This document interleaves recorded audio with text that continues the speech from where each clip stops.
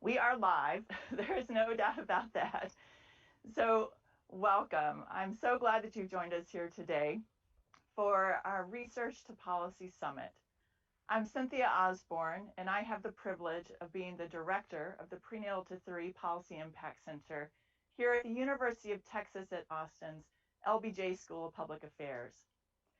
I wish that we were all together here in Austin for the two-day event that we had originally planned. But the silver lining is that more than 4,500 folks registered to join us for this 3-hour virtual event. And I know it would have been difficult for that many of you to come to Austin. We have folks registered from every state, including DC, as well as folks from Puerto Rico, the Virgin Islands, Europe, and Canada. So welcome to you all. We are thrilled that you've joined us for this important event as we launch the new Prenatal-to-3 State Policy Roadmap. The roadmap is designed to be a tool to help states not only know how well they're doing, but how they can do better at ensuring children get off to a healthy start and thrive. The science of the developing child is clear. The first 3 years set the foundation for all future health and well-being, and children need warm, loving, stimulating, safe environments to promote optimal health and development, and they need limited exposure to adversity. Policy leaders are increasingly understanding how important it is to invest in the earliest years and how costly it can be if they don't. What has been less clear, however, is what policy leaders should actually do. And this roadmap begins to answer that question by identifying what research says are the most effective policies to impact the prenatal-to-3 period. The evidence base will continue to grow over time, but this roadmap identifies what we know to date. We would not be here today in providing this roadmap if not for the vision and the generous support of our funders at the Pritzker Children's Initiative and the Buffett Early Childhood Fund, along with the invaluable guidance and feedback of our National Advisory Council. I also have to take a second to thank my amazing team. Their hard work and drive allowed us to complete this ambitious project in a very short period of time, and they did it largely working through a pandemic and many with babies in their lap. So thank you, thank you, thank you, team. We set out with a lofty goal of identifying the most effective policies that ensure that children are born healthy to healthy parents, that their parents have the skills and resources that they need to be the parents that their children deserve, and that when children are not with their parents, that they're in nurturing and safe care environments. We know the first 3 years are crucial for establishing optimal child development and for promoting lifelong health and well-being, but we've lacked information and guidance on what the most effective solutions are to create these conditions in which infants and toddlers and their parents thrive. As an academic, I'm guided by evidence. We began by conducting comprehensive reviews of the most rigorous studies that have been conducted on state-level policies to better understand what it is that we know and, importantly, what we still need to learn. And although I'm guided by evidence, I fully understand the limits of the evidence base. Some strong solutions have not been rigorously studied, and some studies don't tell us enough about implementation and equity. And there are a host of other issues with research, but beginning with what we know and being committed to building the evidence base has been our approach. We are also guided by the science of the developing child. This science makes clear that our solutions need to be broad and focus on the parents and the institutions that serve children, in addition to the children themselves. We need to build a system of care because no one institution can do it all. Not the family, not childcare, not our healthcare providers or social service providers, and not work. It takes all of these institutions working in tandem to create a system of care. And the COVID-19 crisis has confirmed how fragile our systems are and the importance of working collaboratively. And most importantly, we are guided by the goal of ensuring that all children thrive. This means that we must focus on reducing disparities across racial and ethnic groups and by socioeconomic statuses. Our policy choices reflect our public priorities, and we must prioritize equal opportunities and recognize if and when our policies interrupt this. In the middle of our work, the COVID crisis erupted. And as I said, this crisis revealed how fragile our families are and the systems who serve them. Families who lose their job lose their health insurance.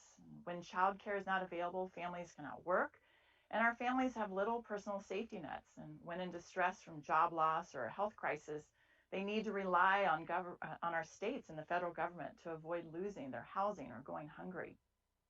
And all of these issues have been more pronounced among families of color. The COVID crisis, along with the more recent calls for social justice, have further exposed the huge disparities that exist among our children and families, and how our policy choices either perpetuate or work to eliminate these disparities.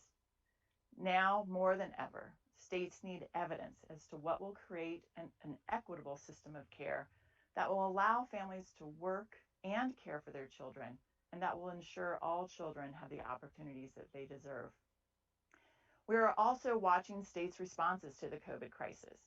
Many states have made it easier for families to access benefits that they're eligible for, or they've reduced fees or co-pays. We want to learn which policy choices we're making now that should be kept as we move forward, and how we can rebuild a more equitable and robust system of care.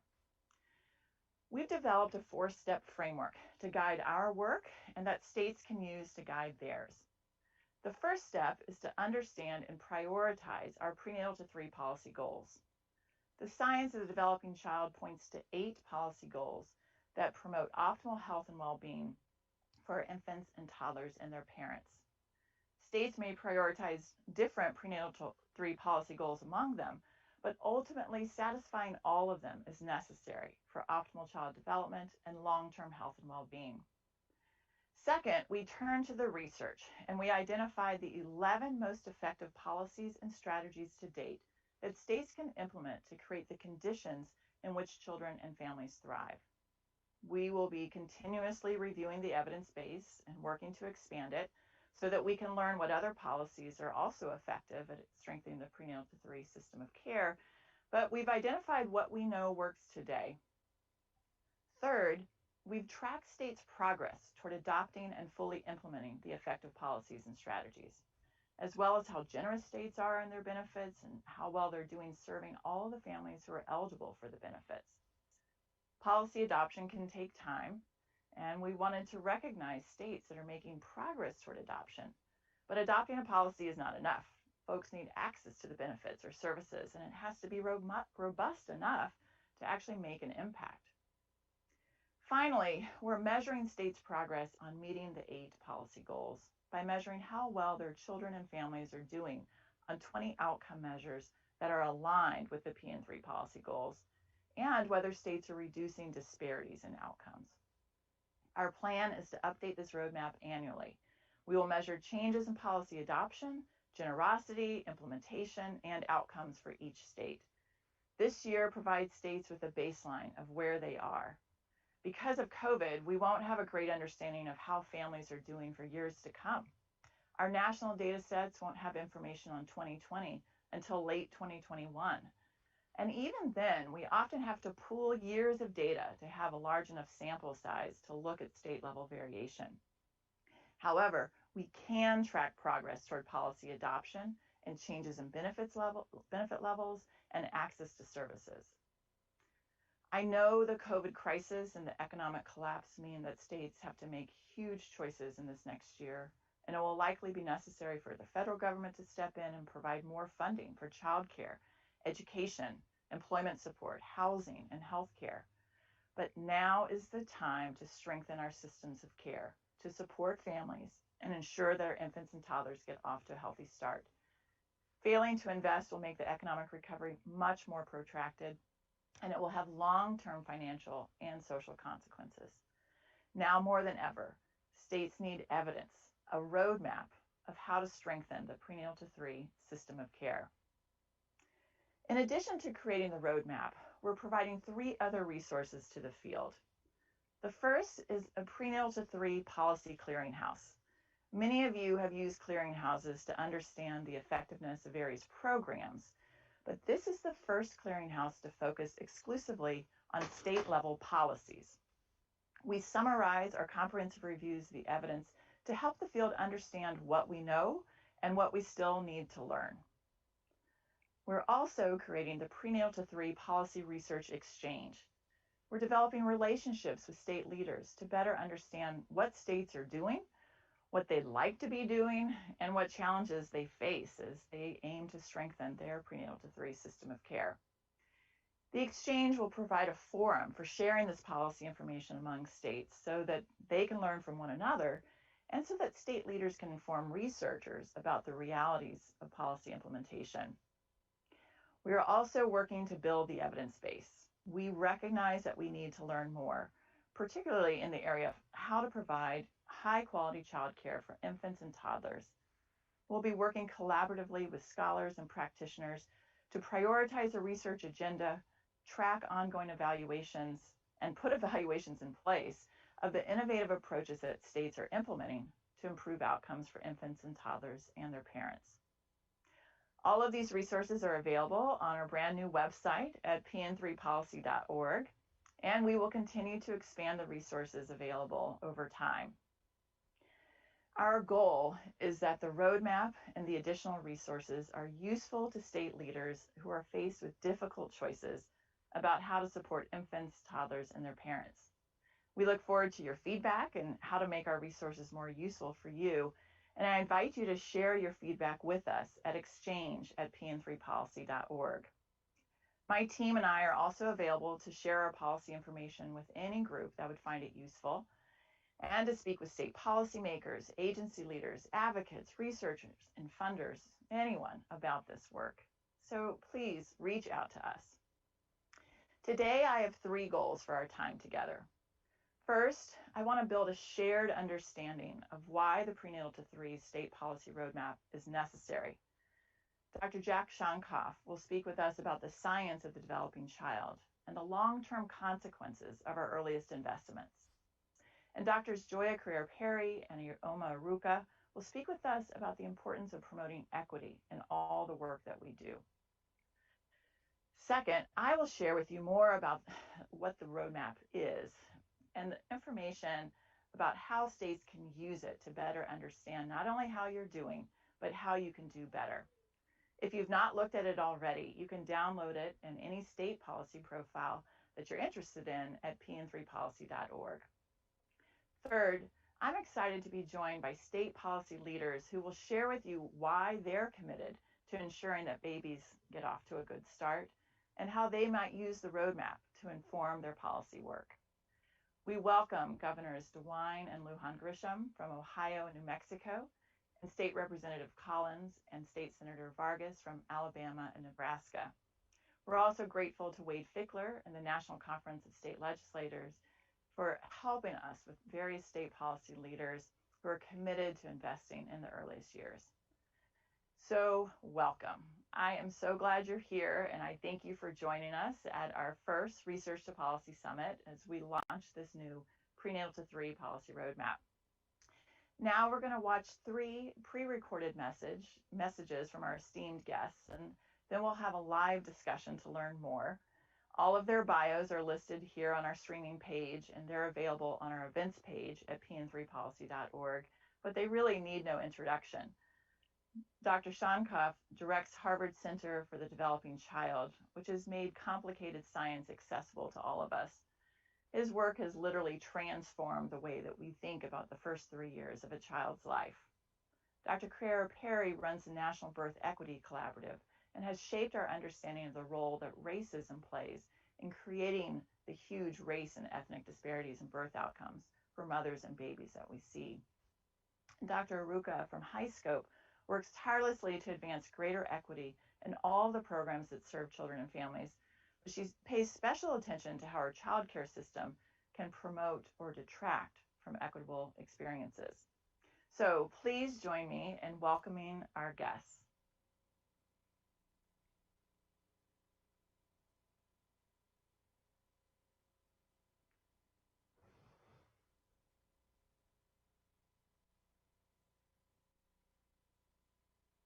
I'm delighted to be here to share this very important conference with you. I'm sorry we're not all there together in person, but this is really a pleasure to be joining you today. The title of my presentation is Leveraging Advances in Science to Strengthen the Early Foundations of Both Learning and Health. We're going to do a whirlwind tour of the frontiers of 21st century biology to show how relevant it is for many of the issues we're going to be discussing at this conference. So for starters, the framework that has guided really more than half a century of early childhood policies and services in the United States is conceptually sound. It's remained quite sound over the half century, but it's been very variable in its impact.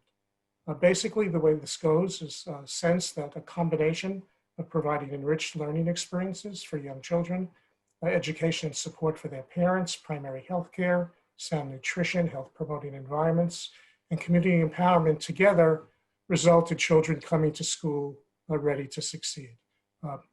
Many of these ingredients of successful school preparation are provided by families, they're provided by neighbors, they're provided by communities, and some of them provided by publicly supported programs. And in many cases, all of this works. But for a significant part of the population, there is a level of adversity related, much of it to structural inequities associated with poverty, systemic racism, exposure to violence, that appear to overwhelm the ability of these building blocks of school readiness to prepare all children to be ready to succeed, and result in disruptions of what we increasingly call whole child development, which includes not only early language and cognitive and pre-literacy skills, but social and emotional development, and as I will discuss with you at this conference, the early foundations of lifelong physical and mental health. So what I want to do right now is I'm going to give you a crash course in the biology of adversity and resilience. This is a very rapidly moving field of scientific research. There is a lot that we know right now, but we are barely scratching the surface of how we will increasingly understand this over time. But the biology of adversity and resilience is really helping us to explain how excessive stress undermines the foundations of healthy development, how it undermines the integrity and the healthy development of many biological systems. Basically, we start with an understanding that all learning, behavior, and health are influenced by interactions among genetic variation among children, different stressors in the environment, and developmental time. At what age is this taking place? So it's always an interaction among these three variables. There's no such thing as nature versus nurture anymore. They're all highly interrelated. So if we kind of look inside the body, what is actually happening in the face of significant adversity early in life? And I'm going to particularly focus on the prenatal to age 3 period in most of my presentation. There are many components to the stress response. Stress hormone levels increase, heart rate and blood pressure go up, inflammation is activated. This is part of the immune system. I'll say a little bit about that in a few minutes. Metabolic regulation is affected. This rapidly growing field of epigenetics, which is helping us explain how experience actually gets inside the body at the molecular level and affects how genes are turned on and turned off, and developmental pacing, which reflects to accelerated aging, biological aging as a result of the wear and tear of stress activation. And also what's well known to many people in the early childhood field, the impact on brain circuits and electrical activity in the brain. It's important to recognize that the stress response is our friend. Stress responsiveness protects us in the face of hardship or threat. So the problem is not activation of stress response systems. It's when they are persistently elevated over long periods of time in the face of chronic adversity, hardship, or threat. I just want to say a little bit about 3 of these relevant to the early childhood period and specifically to the prenatal period and first 3 years after birth. Stress hormones, the most commonly studied hormone here is cortisol. Many people in the early childhood field have heard about that. In the acute situation, cortisol and stress hormones make us more alert. They mobilize energy stores in the body. They help us respond to threat, the flight or fright response. But when stress hormones like cortisol are prolonged in their activation, they can actually disrupt circuits in the developing brain, particularly in areas related to simple learning, memory, and ultimately higher order functions. So these are kind of very important when they are not turned off and consistently elevated. Inflammation, if you pardon the pun, is one of the hottest topics in this area of research right now. Inflammation is really becoming understood as underlying many of the most common chronic diseases throughout life. And we know that inflammation early in life, elevated inflammation, can do things like accelerate atherosclerosis, which ultimately makes you likely to be at greater risk for heart disease. Elevated inflammation is found associated with depression later in life. Inflammation affects many organ systems. It can do everything from cause arthritis to a variety of chronic illnesses. It's a very important thing that we're beginning to learn more and more about. And it is elevated in the stress response early in life. Metabolic regulation is something that's worth highlighting for a moment. This is about the extent to which all of the cells in the body are working overtime in the face of threat or hardship. The byproducts of that include things like oxidative stress, which we could measure in the blood. Those of you who pay attention to antioxidants as something to help promote your health can understand how that's related to the successive oxidation function of cell wear and tear. And also insulin resistance is a very common problem in terms of the chronic elevation of glucose, which you see with excessive stress, that leads to greater risk for obesity, metabolic syndrome, and ultimately diabetes. So we are learning a lot about what is it about adversity in the lives of families with young children that gets into the body and affects early learning and the foundations of lifelong physical and mental health. So what I want to do now is basically pull out of this very rich and very diverse area of biological developmental research and biomedical research that is really exploding in multiple domains, and pull out three core concepts that are grounded in extensive 21st century science. This is not just from one or two studies, but the accumulation of now a few decades of research that are showing the potential power of a new mindset driven by a new understanding of more frontier cutting edge research that could be driving our thinking in the early childhood policy arena, with particular attention to the prenatal-to-3 period. So the first is what we might simply call connecting the brain to the rest of the body. Early childhood policy for the last 2 decades has been immersed in a deepening and broader understanding of how early experiences shape brain architecture, how responsive relationships and serve and return interactions kind of protect the developing brain from adversity and promote healthy brain circuits, and how excessive stress activation and toxic stress can literally disrupt the architecture of the brain, particularly in areas related to fear circuits, memory, early learning, and then more complex cognitive skills over time. All of the things that we have been saying in the field, the early childhood field, about the brain and the impact of experience on the brain and stress on the brain applies to all of the other developing biological systems, the immune system, metabolic systems, the cardiovascular system. So this is basically moving us toward using science not just to talk about early learning and the foundations of healthy development, but to talk about the foundations of lifelong health or risk for lifelong disease. The second concept is this very powerful growing understanding of how there's tremendous variation in sensitivity to the environment based on kind of genetic predispositions on an individual basis.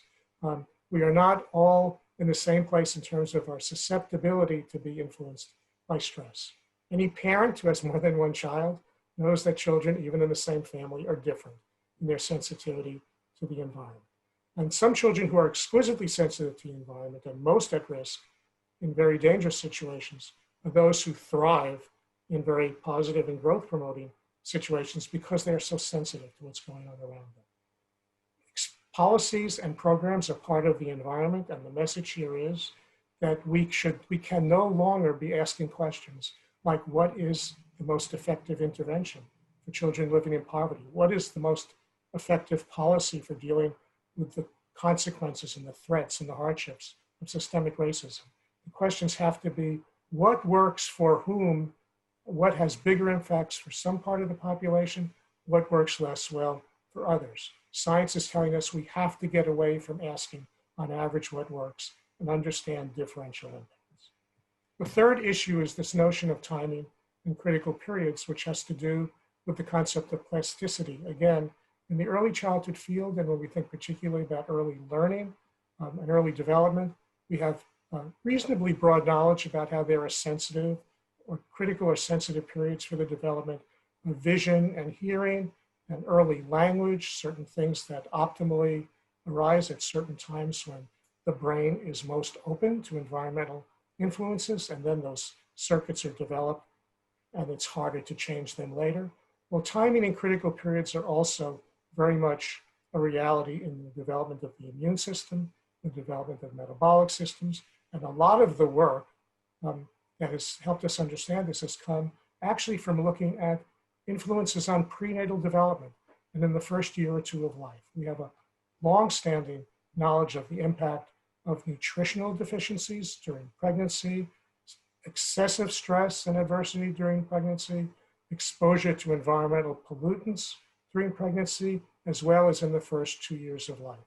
The younger the organism, the more sensitive to many of these environmental exposures. And the time has come to really focus on the importance of the prenatal and first 2 years of birth, after birth period, in terms of the sensitivity of the immune and metabolic systems to adversity and environmental exposures and toxins. So what does this mean for policymaking in terms of a new, broader look at the prenatal to age 3 period? We were saying this is no less about early learning, as it's always been, no less about school readiness, still tremendously important, but this is also a time to be focused on the early origins of lifelong physical and mental health. So policies in the prenatal period and the first 2 to 3 years after birth that strengthen the conditions that support healthy development will generate a substantially larger return on investment than what we have been used to looking at in early childhood that focuses mostly on long-term savings in greater economic productivity as a result of educational achievement and less incarceration. So 3 of the 5 most costly adult diseases are associated with early life adversity, a greater risk.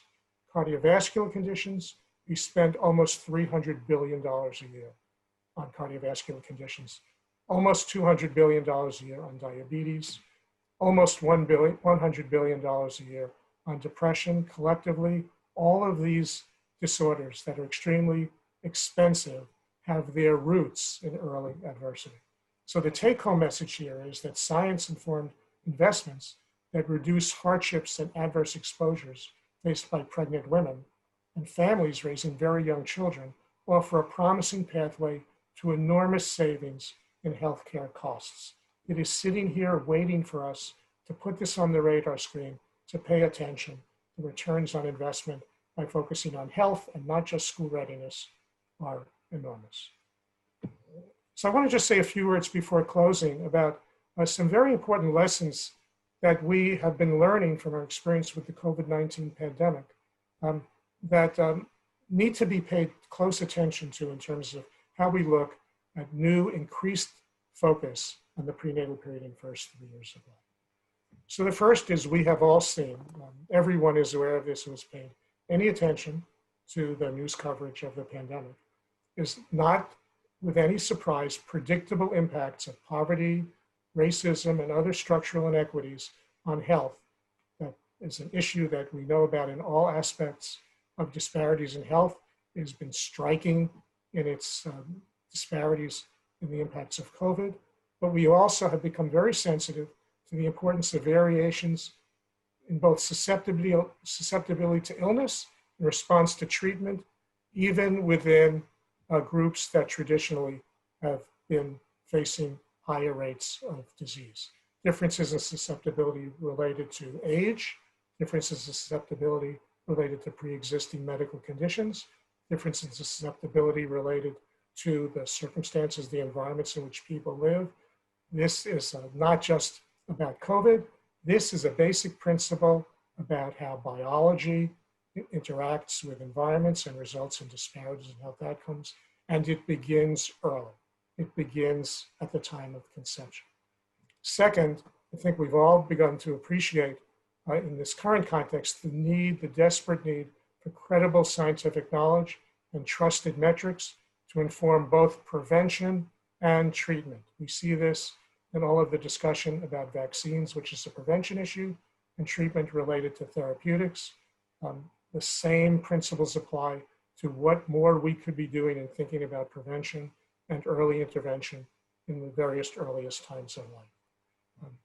The third, and again, one that I think we all need to take very seriously, is how the influence of lived experiences and personal beliefs have a tremendous impact on policymaking and implementation. Science has a tremendous contribution to make to our addressing the early foundations of healthy development in the prenatal period and first 3 years of life. Science needs to be at the table in a credible way, but it's not the only source of knowledge and influence.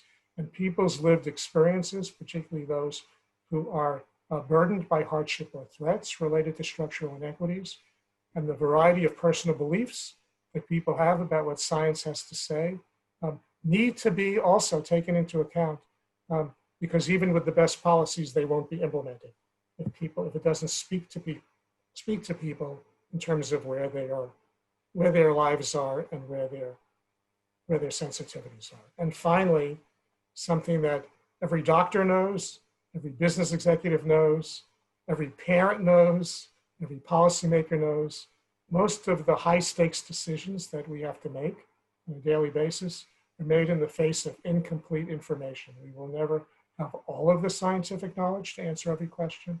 We will never have all of the knowledge from the wisdom of the field, people who kind of work on the ground, but we have to recognize the tremendous value of bringing the best science we can to the table, even when it's incomplete, and make decisions based on an evolving knowledge base.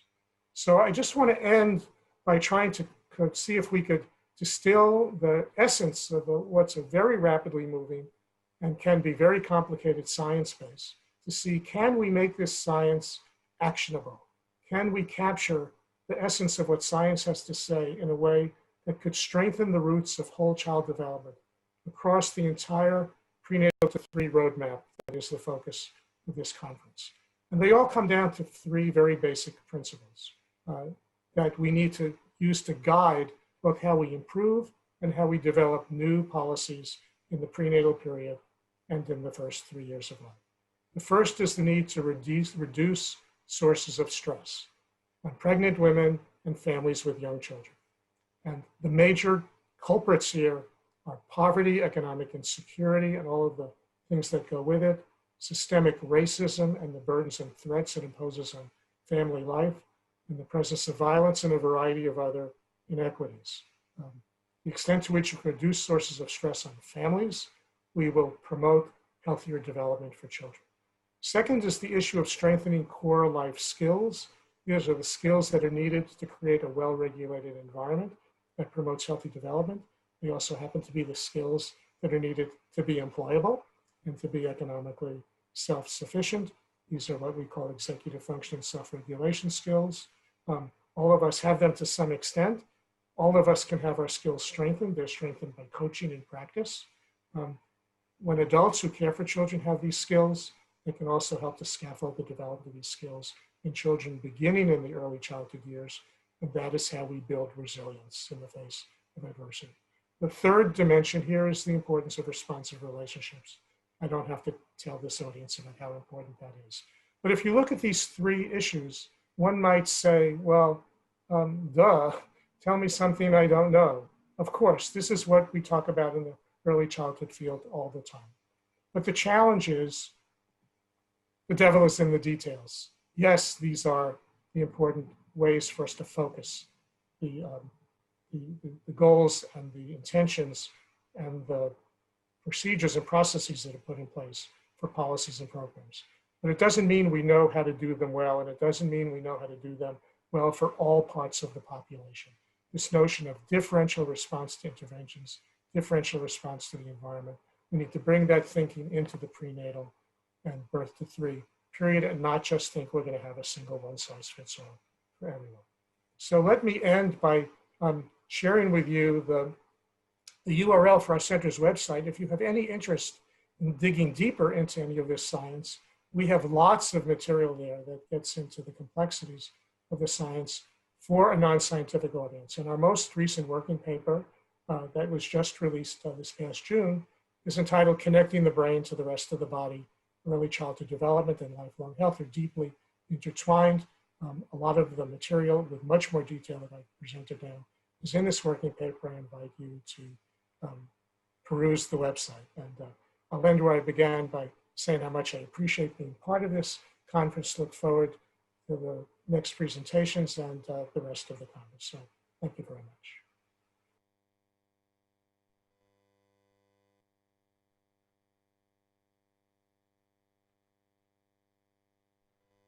So I'm Dr. Joia Crear-Perry, and I'm so excited and thrilled and honored to be here with you today to kick off this Prenatal-to-3 conference.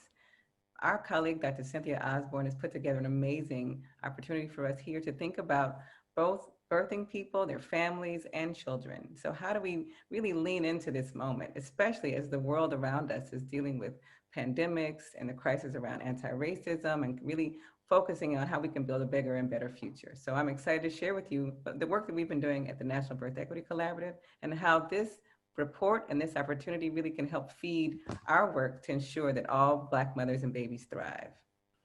So it's important for us to think about how we got to this idea of needing to do this prenatal-to-3 opportunity of really combining both obstetrics and pediatrics and really thinking what framework keeps us so siloed and why aren't we currently working more together?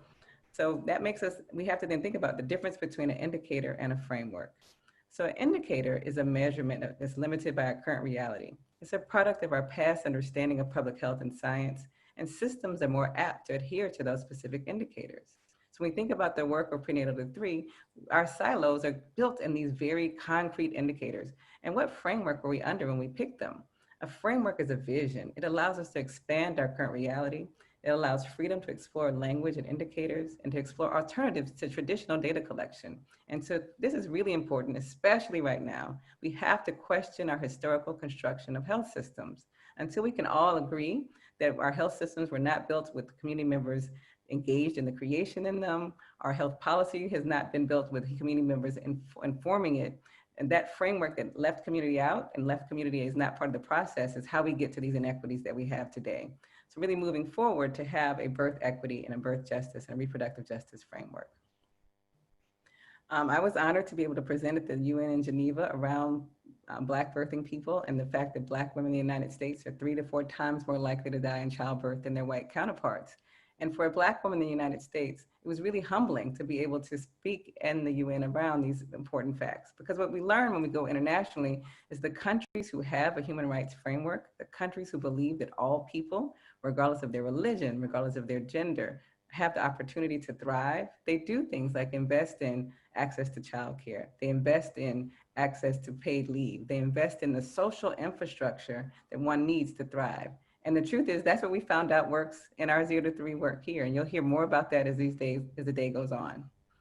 So we also had to understand the concept of white supremacy culture. The truth is, we have not honored and understood that historically our system was based on exploitation and oppression of continents, nations, and peoples of color by white people and nations of the European continent for the purpose of maintaining and defending a system of wealth, privilege, and power.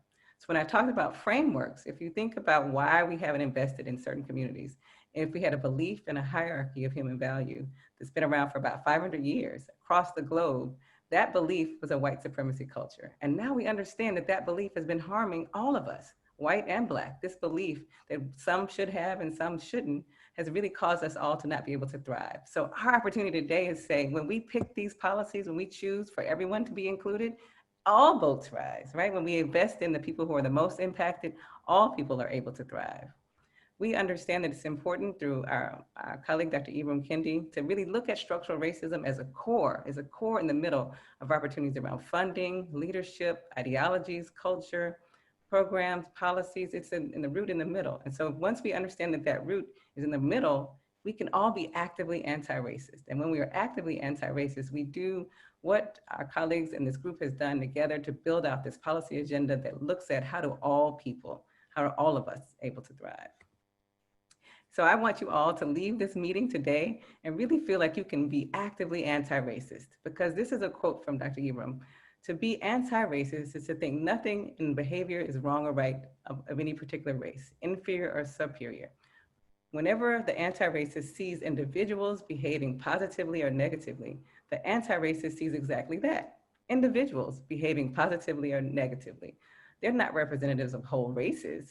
To be anti-racist is to de-racialize behavior, to remove the tattooed stereotype from every racialized body.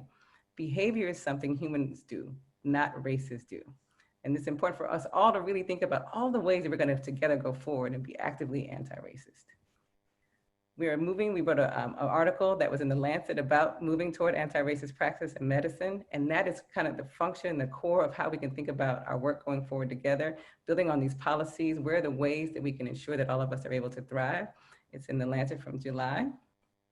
And some of the things we talked about is recognizing that it's racism, not race, that is the root cause of health inequities, and to have anti-racist pre-medical, medical, and continuing medical education. And really these performance standards, our standards related to structural racism and equity of care, is some of the things we can build out of this policy agenda. We currently do birth equity trainings as an organization, and we do things like define terminology, think about root causes, think about history, and those trainings are really important, but they really lead to us being able to think about and restructure ideas around policy and our agenda going forward. And then really respectful maternity care. That is really the gold standard. We know that WHO and places around the world are talking about respectful maternity care, and how our organization is really working to ensure that we're having that here in the United States. We worked with Black birthing people to see what respectful maternity care would mean to them, and really working on trainings to improve that and outcomes. And this model around respectful maternity care is similar to this work that we're doing here, because it starts with, at the core, waking up. And really what we have done with this process, wake up to the idea and to the important opportunity around ensuring that we all are looking at the policies and structures in a rigorous manner to ensure that all people are able to thrive. So challenging our beliefs that some people just are never going to make it, and they're able to be discarded. We know that the least of these is as important. And so really getting ready to improve our outcomes for all. That also means implementing things in accountability and equity in the future. How are we going to hold these policies now that we've all agreed that they are evidence-based? We've all agreed that we have proof that they work. Now we have to make sure that we have accountability and equity in how they're implemented going forward. And then really to make this transformative for institutions forever, we have to create a culture that believes that we are all equal. We have to make a culture that is actively participating and really saying that from prenatal to 3 is important for all people, and investing in all parts of the community is important for us to get there. So I just once again want to thank you all for allowing me to talk about our work, but also in the context of the work of the Prenatal-to-3 Center with Dr. Osborne, because without having these policy agendas, without having this access to the important work that we're doing here together, advocates like me in reproductive justice and birth justice are not able to do our work to ensure that all people are able to thrive. So thank you.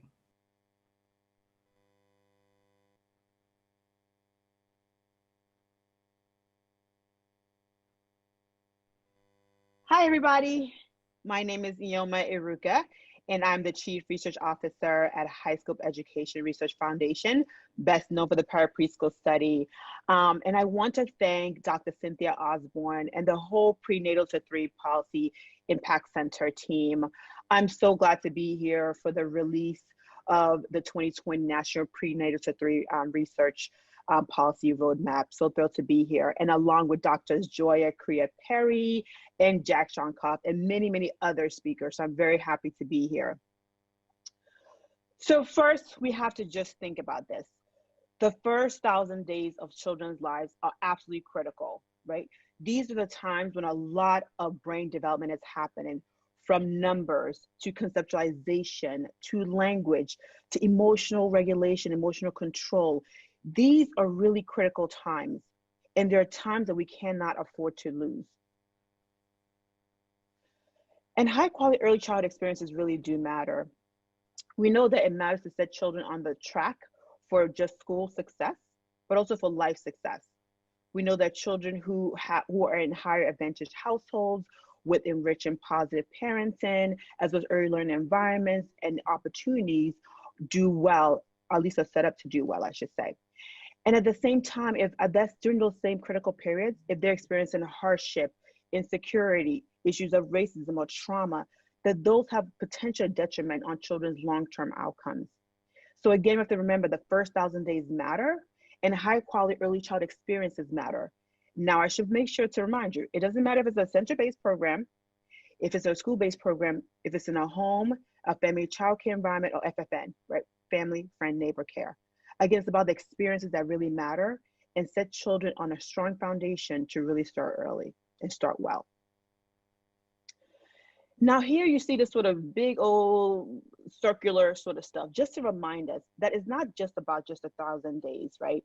But it's about how children start life and all the things that matter for their development, right? We have things around social connections, family cohesion, caregiver well-being. We also have to think about the biological start that children have, the psychological, the social behavioral, all these things matter. But it also matters for to have healthy living conditions, to be part of a strong healthcare system, but also experience high quality early care education. And of course, the larger outer ring is about the socioeconomic and political drivers that really does directly impact and also indirectly impact children. We have to remember the early child is just a part of the life course. And we must endow children with things of protection, affection, and connection. That means that we have to protect them from psychological trauma, from poverty. We also have to show affection, meaning that we have to show that we care for them, that we love them, we're here to support them. And we have to connect them to the best of what is possible and the opportunities that are possible in their lives. And these are all evidence that we know. Children who grew up in poverty or low wealth really are challenged because of all the obstacles. Children who are not in high quality, early affirming learning environments or experiences are also going to be challenged. And children who don't get the things they need from healthy food, healthy and safe housing environments are also challenged.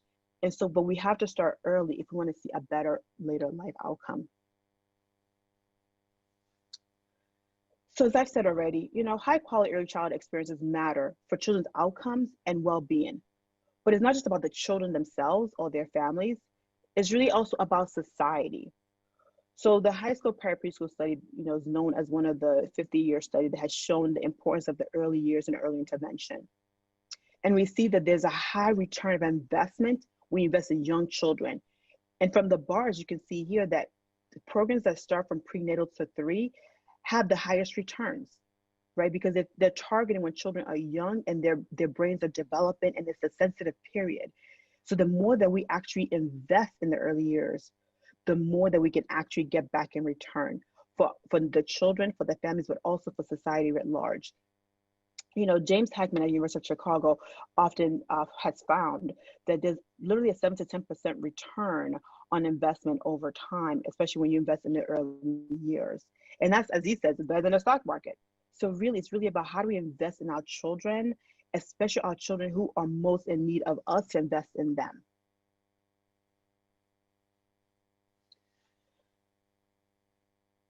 And we should remember, as I talk about early childhood, most people tend to think about pre-K, pre-kindergarten programs or preschool.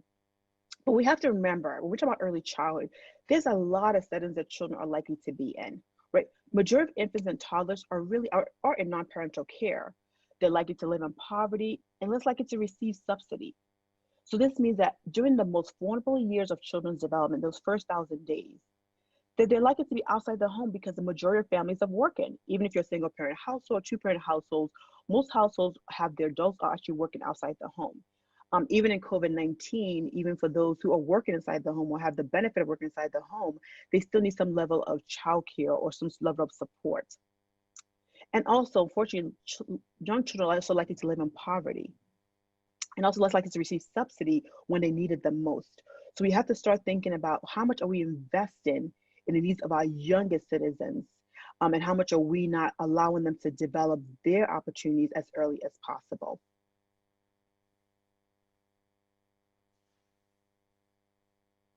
Unfortunately, early childhood opportunities are not early enough. They're not equally effective, and they're often not race-centered. So when I say they're not early enough, I would say that most of our early child interventions or programming really start to think about uh, programming really when children are much older. And so how do we think about children when they're much younger? Again, it doesn't mean formalized care, but it does mean some level of high quality early learning experiences, whether through home visiting, whether through some sort of early learning intervention, but something that actually acknowledges that young children's minds are developing as soon as they're born. We also see that a lot of early childhood opportunities are not equally effective. We have effect sizes for early intervention that range from a negative, which means they have a negative impact on children, to one that have moderate effects.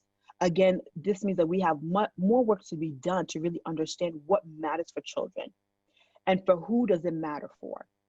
And I want to make sure that we also acknowledge that during this time when I would say a lot of white Americans are sort of reckoning with racism and all its pernicious impacts on children, families, communities, and has been with us and is the air that we breathe, that we see that Black babies are more likely to die, be born preterm, be low birth weight, and also lose their mother during childbirth. So that means that if we're not starting early when it concerns children, that means that we may be far too late to help ensure that all children really have the great start in life. Let's think about it again. Black babies are more likely to die, to be preterm, to be low birth weight, and likely to lose their mother during childbirth. And that's all due to the history of racism and the inequities that exist. And so for early childhood experiences to matter, we have to start early enough. It has to also show to be equally effective across racial groups. And it has to also be centered on race and issues of racism.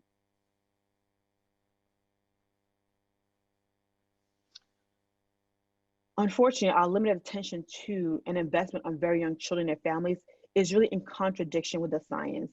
You know, as you'll hear from Dr. Crear-Perry as well as Shonkoff, you realize the importance of the value of the early years, particularly the first 3 years of life. And unfortunately, right now, our public spending don't actually meet up to what we know about brain development in young children. This means that for us to really find that what matters for children to have the strongest effects, we actually need to spend, we need to actually invest, right? We sort of think about when we think about, you know, the doctor's immunization, right? The whole idea of early years is not just about children being immunized and they'll be fine forever, but is that we have to invest at the appropriate amount at the appropriate time to see and to actually realize the investments. We can't just hope and pray that it happens. We actually have to lean in on it and actually spend and invest our resources for children, for families, but also the workforce who also work in this actually time frame, right? The infant and toddler years is such a critical time, but it's also a time where we're paying the workforce the lowest amount of money, right? Think about $7 an hour to care for a young child when their brain is developing language, emotion, cognition. And so this means that we have to do more than saying something. We actually have to do something. That means actually investment in resources. Early childhood system must fully center families and also acknowledge the history of female and the minority workforce. And early years and early childhood should not about fixing children, but about creating stronger families and communities that would benefit children, right? Early childhood should always be, is not about fixing the children. It's about what can we do to endow, create an environment where children and families are affirmed, are stronger, are healthier, and really could just be better. Remember, almost 80% of single female head households are employed. And so they need non-parental care. Think about COVID-19. If you're an employee who has to work outside the home, who is providing care? Who is going to risk their lives to ensure that you are going to get the care that you need? A lot of the workforce is female and they're minority. And this is a great thing, but we treat it as it's a horrible thing because we show it by the lack of funding we provide to the workforce. We can't truly build a quality, effective, and equitable early childhood system on the backs of Black women primarily. And a lot of them, 52%, teach infants and toddlers, and we pay the least amount. Again, I remind you, Black people are likely to live in poverty, less likely to have assets, likely to experience a level of trauma, historical, contemporary, but they're likely to take care of our young babies during the most crucial times. And we're not paying them for it, we're not compensating them for it, and we're not valuing them for it. So for us to really, really sort of fulfill what we think early childhood means for children, we also have to center their families, but also center the workforce. So there are many roadmaps, and they all share many commonalities. From they think about intervening early, supporting caregivers from parents to the workforce, create supportive and stable early living conditions, like reducing child poverty, addressing economic and food insecurity, providing safe and stable housing, and eliminate exposure to environmental toxins. They also focus on maximizing the potential of early care education to promote health outcomes and health broadly speaking, from physical health, mental health, social health. And they also acknowledge that we have to implement initiatives across systems to support children, families, caregivers, communities. It needs to be a full, wide, robust systems that crosses systems. And we also have to integrate and coordinate resources across education, social services, criminal justice, and the gamut goes on and on. So there are many roadmaps and many commonalities. But I would say what we need to make sure is that whatever the roadmaps are, that they have to be policy related and embedded in policy, and they have to be anti-racist. The Prenatal-to-3 State Policy Roadmap provides information on areas of strength and areas needing strengthening that focus on what matters and also racial equity. One of the principles of the Prenatal-to-3 Policy Roadmap is to think about what policies have shown to reduce the racial gaps. If we're not reducing gaps, is the policy really effective? So let me remind you that many early child strategies like child care subsidies, home visiting, early Head Start, they need to be converted to anti-racist policies, not just strategies. They need to be embedded in policy. As Starsky Wilson said, strategies and programs can help people manage the effects of the injustices, but they don't overcome or cure them. Policies, conversely, actually shift the way communities and their members react and relate to one another, empowering people to improve their own well-being in a systemic way. We can only achieve equity for all in America through collective commitment to policy intervention and a clearly articulated picture of success. So again, I remind us, the strategies must be policy embedded and they must be anti-racist. We can't hope that people focus on infants and toddlers if we actually don't invest in infants and toddlers, if we don't invest in the first 1,000 days. And we will never find the effects of policies around infants and toddlers if we're not focused on the workforce, who need us to invest in them and also what they're providing to young children and their families. So with that, I close this by leaving you with this. The path to equitable opportunities for our youngest children through early childhood can only be recognized if we really acknowledge the history of early childhood, if we acknowledge that our children need us at the earliest and most in the youngest years of their life. We can't focus on fixing systems of families and children if we're not fixing systems that are broken, that are inherently racist. So with that, I thank you. Well, thank you all so much for sharing those videos with us, but I am so grateful that you're here to join us live virtually so that we can have a discussion. I know that what we really would like to do is be able to sit in a room together and talk about these issues, and have an audience full of folks. But thank you all for joining us today. And I was watching the Twitter feeds that folks are following us, and they are talking all about and sharing what you're saying. But I want to push us a little bit more to first talk about COVID. And this is a crisis that came in the middle of what we have been doing, and it really has exposed a lot about the fragility of our systems and the well-being of our families. Jack, I want to start with you. Can you help us to understand how this crisis, this stress that families are feeling, the economic changes, the health impacts, childcare, education, how is this affecting our babies?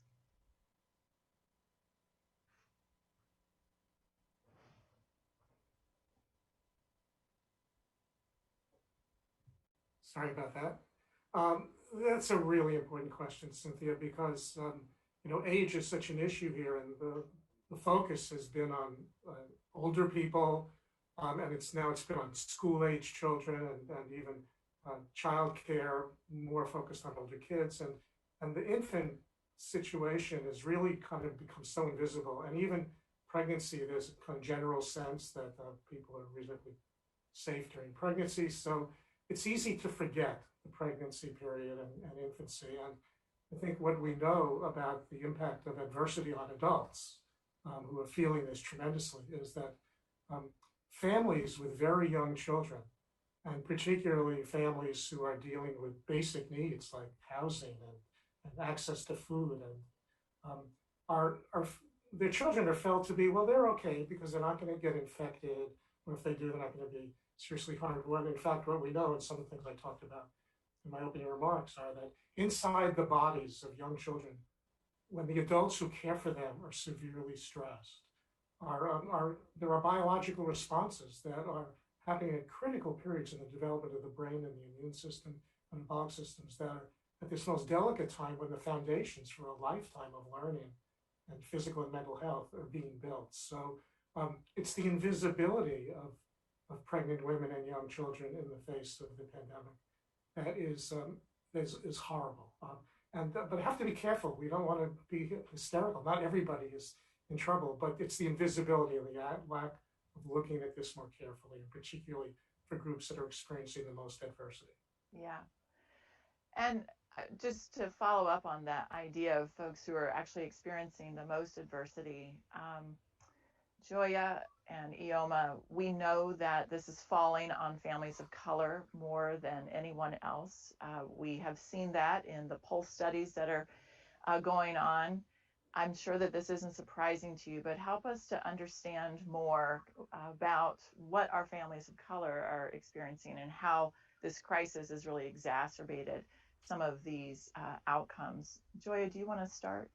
Yeah, thank you so much. And Cynthia, just thank you again for allowing me to participate in this. So we know that prior to COVID-19, Black and brown birthing people were not being heard and not being listened to when they entered into healthcare facilities. We had a disproportionate impact of not having access to high quality care in our neighborhoods that was not, that was culturally congruent with providers who come from our communities, who sound and look like us. And so this moment of COVID really even exacerbated that more. Now that we have an opportunity where providers are deciding who should come in based upon their kind of individual intuitions, and we don't have real clear guidelines, the lack of communication between communities and hospitals that already existed before is also exacerbated. So while hospitals are being not having the resources that they need to protect their staff, to protect their employees, to make sure that they have proper protection for their staff and employees, that also then went on to the patients not being able to come in to participate in the birthing. So people are having babies alone. People are not being, not even getting care. We have patients who are not making it to the hospital. Many places we're really worried about people dying at home as well. Ioma, you focus more on the children themselves and their parents, not necessarily during the pregnancy or birthing period, but can you talk about what you've seen and how this crisis has really exacerbated some of these disparities in outcomes? Absolutely. Thank you again, Cynthia, for having me, and such a pleasure to be with Jack and Joya here. So exactly like Joya said, we were already feeling this in terms of families and communities of color, in terms of sort of these sort of issues before COVID. And what COVID did, it was exacerbated even more. We know that over 2/3 of Black and Latino and American Indian families were already low income, which means that if any crisis was to happen, they were likely going to suffer some detrimental impact. And COVID is more than we can even fathom, right? We know even in sort of some recent surveys and studies that almost 70% of families, regardless of race really, were reporting material hardships, such as not being able to pay for utility and rent or buy food. And then furthermore, it's not just actually just a sort of a income thing.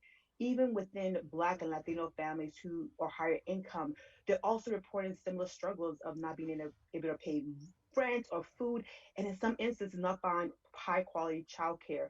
So this is really something that is affecting families of color, and even much more so.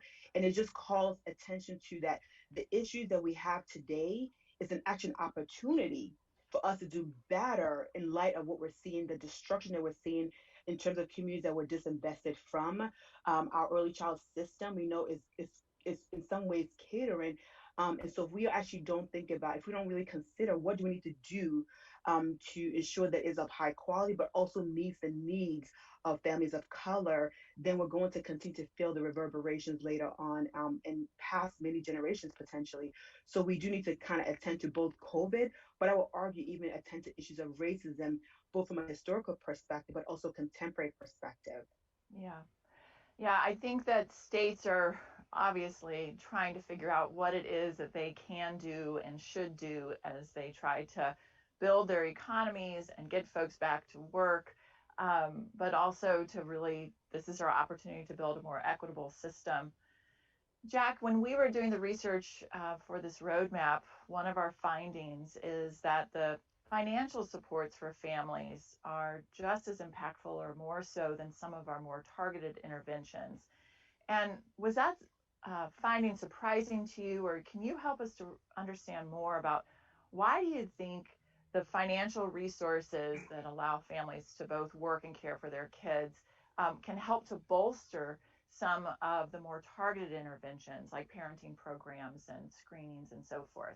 Can you speak to that? Yeah, no, it's not at all surprising. I mean, if you just think that the early childhood field from the beginning is basically focused on providing information and enrichment, enriched learning experiences and information support for families, as if somehow that will magically erase the struggles of meeting daily needs and the struggles of dealing with indignities and hardships and threats day after day. So this doesn't surprise me at all, because in fact, I think what we see here is that if people's basic needs are met and there's a sense of safety and a sense of a well-regulated, protective environment in which families are raising children, and the adults feel safe, then we protect these developing systems inside the body.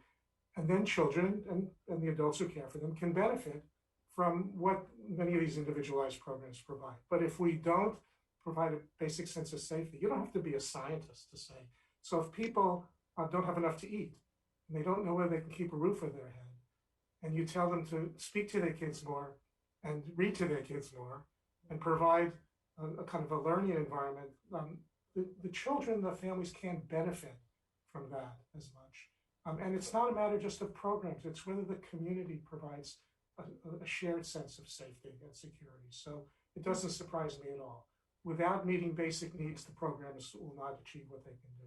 Just meeting basic needs then kind of sets the table for these kinds of supports to have a bigger impact. Makes a lot of sense. Yeah. Well, I mean, your research has really guided the work that we did when we identified these goals, and they are broad. They have to be more than just any one particular thing. And so I think that the fact that our financial supports are so important is something, a key takeaway for me. Of course, I would just add that the financial insecurity also is in no way more important than a sense of security and the fence of structural inequities, and particularly systemic racism. It's just that our programs and our policies haven't focused as much on an anti-racism agenda as they have on an anti-poverty agenda. We'll see the same thing if we kind of recognize those basic needs to begin with. Joya, can you follow up on that a little bit? You and your work has really helped us to distinguish the fact that it's not race, it's racism that is the risk factor, that is the thing that's driving so many disparities in our outcomes. Jack was just saying how a lot of our policies haven't taken this anti-racist approach. We haven't thought it through. Help us to understand what does this mean in terms of reality? What are some racist elements in some of our policies? Well, this is super exciting because I love Jack kind of teed me up for thinking about, we have done this before. We understand as a country how to invest in programs to lift people up, right? So after the Social Security Act, after any kind of pandemic, after every disaster we've had in the past, we have invested in things like jobs programs, like highways, like increasing our numbers of universities, like improving our access to having college education and loans and all these things. We just always left out Black and brown people, right? Because we explicitly have historically devalued people of color. So this is our opportunity to say, this is a pandemic, and we're not going to just say poverty reduction, but leave groups of people behind because we don't value them. We're going to invest in everyone. So we're going to make sure that we're not going to redline our way out of this pandemic. We're not going to have opportunities that are missed because we don't think some people are deserving to have. All of us should be able to thrive. That includes rural America, Black America, Indigenous America, Muslim America. All of us should be able to participate in the programs that uplift us because we know how to do it. We've done it over and over again. Now it's just time to do it for everybody. Yeah, yeah. All three of you are part of our National Advisory Council, but at our first meeting last fall, you made a statement that said you cannot call policy effective if it's not also equitable. And that was just really profound and poignant to me. As a researcher, I look for statistical significance and how rigorous the studies are. And you said, well, you can find all that, but is it also equitable? And we've started now working together to try to define criteria of what that might look like. What does it mean for a policy to be equitable? I mean, well, I'm glad that that sort of is sort of stuck to you, because that to me is really what policy should be about. It should be about changing the culture of what we think is valuable, who we think are valuable to society. And so for me, some of the examples, I think, Joya kind of just alluded to some of those, is that, for example, if we know that many Black children are living in segregated, unhealthy, and unsafe enclaves, when we start thinking about housing or transportation policies, we should ask, how is this going to affect them? Is it helping to uplift or just continue to oppress and segregate, right? So, for example, we know when policies are being passed, they sort of go through a budget review to find out the costs and whether the benefits outweigh the negatives. We need to examine all policies through this racialized lens. For example, does this given policy help to eradicate the vestige of racism in education and child welfare, labor laws, criminal justice? Like even now, we had sort of the PPP and the CARES Act, right? Those were major, $2 trillion major sort of economic drivers. But we haven't actually fully examined to what extent was it created to ensure that particular groups of people who were probably feeling the most effects of COVID-19 would actually access these supports, right? Mm-hmm. So to me, if we're not looking at policies through sort of these historical lenses and contemporary lenses, then to me, all we're doing is pretty much creating racism, just fast forward and with a $2 trillion budget added to it. So to me, part of it is actually looking at who is most marginalized. And are we going to actually reduce it, if nothing else, actually equalize it so we can get the equality? But if we're not doing that at all, even in the beginning, then all we're doing is basically just repurposing and continuing how we're doing it. So I think at the end of it is asking the question of who is most going to benefit? And is it our marginalized? Is it those who have been left out of all the economic sort of prosperity? And I think if we're not asking these questions with every single policy, whether on the economic side, on the child welfare, the early child side, then to me, we're just creating what I would consider racist policies. Again, because US was built on racist principles, its policies will only follow suit until we take the opportunity to really re-examine and inquire about every policy going forward. Yeah.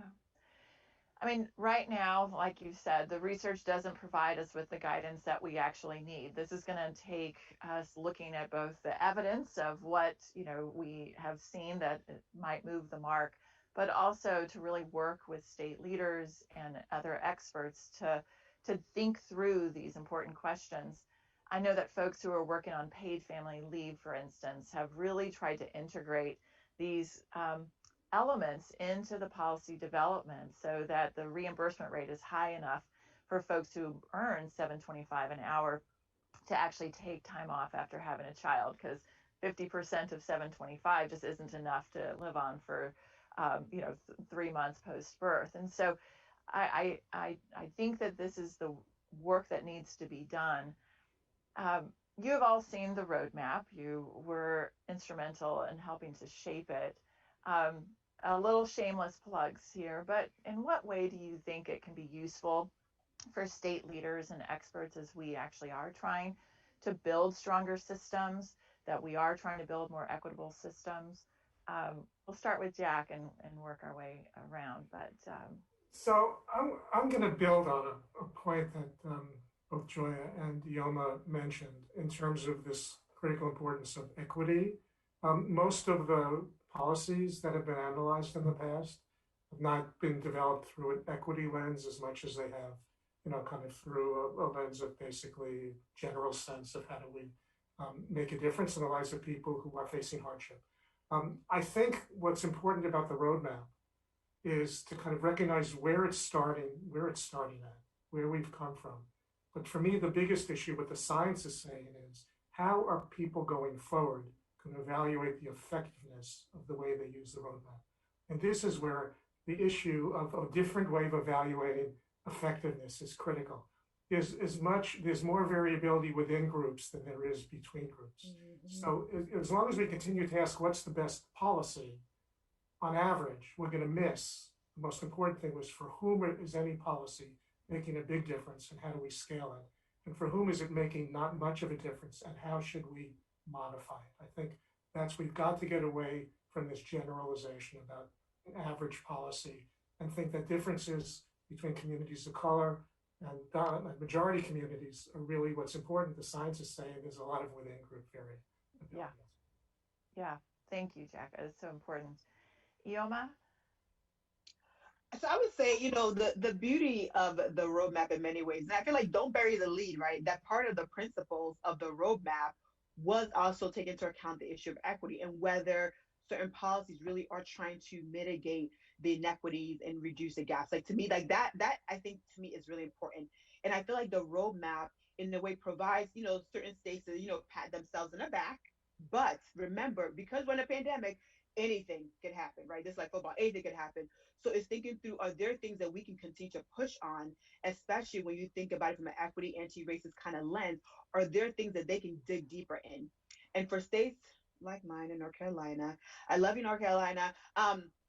It tells us that we're at zero. So we actually know it's an opportunity to sort of dig in and say, where could we begin to move forward? Looking at some of the governor's early child action plans. So I feel like in many ways, it's an opportunity for us to dig deep about, are we doing strategies? Or are we doing policies? Again, policies change culture. Policies tell us what we value. And so to me, the roadmap is a way for us, again, to continue to push on what matters for our youngest babies, our youngest citizens, and to push on those things and to continue to find evidence from all the different sectors, whether it's research, but also those who are feeling the burden of society's ills. But the roadmap is a way to sort of say, it's a road. We got to get on the road and begin to move forward and march forward. Yeah, thank you. Joya? Yeah, and as I said, no, we only have a little bit of time left. But, as advocates, I can say, as a person who works with policymakers in many different states, they're frequently looking for some kind of important evidence-based information that they can use. And this is really an opportunity for us to think through. We now have evidence that shows supporting families, investing in their financial security, investing in things like paid leave will improve your infant and maternal mortality rates, right? And so instead of only focusing on individual responsibility, here's a list and a guide from real policies. And we're at a pivotal moment as a world where we have to decide if we want to invest in everyone, and if we want to, instead of thinking of this as affirmative action or a gift, this is actually reparative action. This is an opportunity for us to repair our nation, to repair the illnesses of the dregs of the historic context of racism and gender oppression and classism, and really build a better community. So using this policy map, we can invest in freedom for all of us.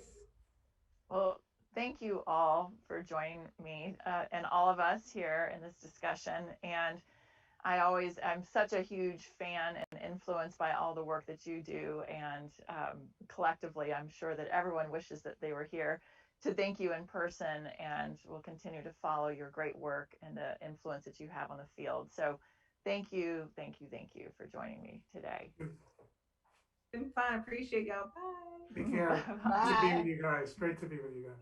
Thank you. Well, before we watch a brief video on the state policy roadmap, I wanted to share with you 3 key takeaways that I've learned over this past year as I've worked to identify the most effective policies that really bring to life the science of the developing child and that promote greater equity. First, as I've said many times, is that it's imperative that we create a system of care for infants and toddlers and their parents. As I mentioned earlier, no one system can do it all, and our healthcare, social service, childcare, education, employment, family systems, they have to all work collaboratively to ensure that children get off to a healthy start. And that it's also in our reviews of the research we found that economic supports that allow parents to simultaneously work and care for their children are an essential foundation to any system of care, and that these policies, such as the state minimum wage or paid family leave or state earned income tax credit, are often not considered when we're thinking about how to support infants and toddlers. We often think of more targeted interventions that build parenting skills or promote healthy birth outcomes or improve mental health and provide quality child care. Now, these interventions are also essential to building a robust system of care, but their impact can be enhanced when families have the resources that they need to provide for their children.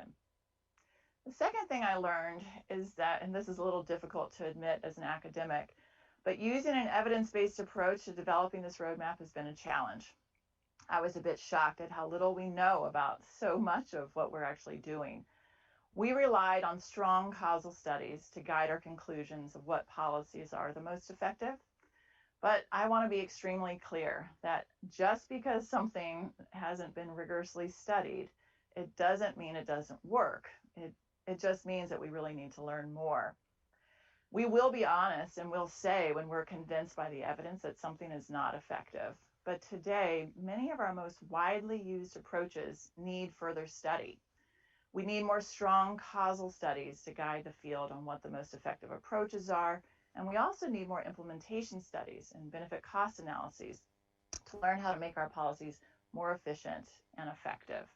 And this lack of research is most pronounced in policies that promote access to higher quality child care for infants and toddlers.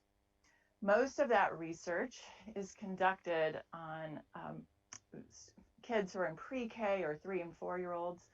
But even that research doesn't give us enough information on how to make high quality childcare accessible to all families who want or need it. And at the Policy Impact Center, we really remain committed to building this evidence base over time. And we're looking to states to be innovative and to try promising approaches. But we also need folks to rigorously evaluate these policies and pay particular attention as to whether the policies lead to a reduction in disparities in outcomes. Third, after speaking with hundreds of folks this past year, I've been heartened to learn that many state leaders are knowledgeable about the developing child and about the science that drives this developing children, and that most states are actually trying to support infants and toddlers in some way. But I must say that I remained a bit disheartened at how vast the differences are across states in terms of the benefits that families with similar levels of needs actually are eligible for and receive. And this variation in policy choices drives the huge differences we see across states in the health and well-being of their infants and toddlers, and the huge disparities across race and ethnic groups. All states can do more, but some states really need to get started. And failing to act has substantial and long-lasting financial and social consequences for the families and the children, but also for the state. And so it is our pleasure to introduce to you this brief video that walks you through the state policy roadmap. And it helps to explain not just how your state is doing, but how it can do better. The Prenatal-to-3 State Policy Roadmap is a tool for state policy leaders to help them make informed decisions regarding the most effective policies and strategies that strengthen the prenatal-to-3 system of care. The roadmap is guided by the science of the developing child, it's rooted in rigorous policy research, and we are committed to using it to promote equity. Although the science is clear, children need loving, warm, stimulating, and safe environments with limited exposure to adversity, the solutions have not been clear, and states have lacked guidance on where to begin to make the impact that they desire.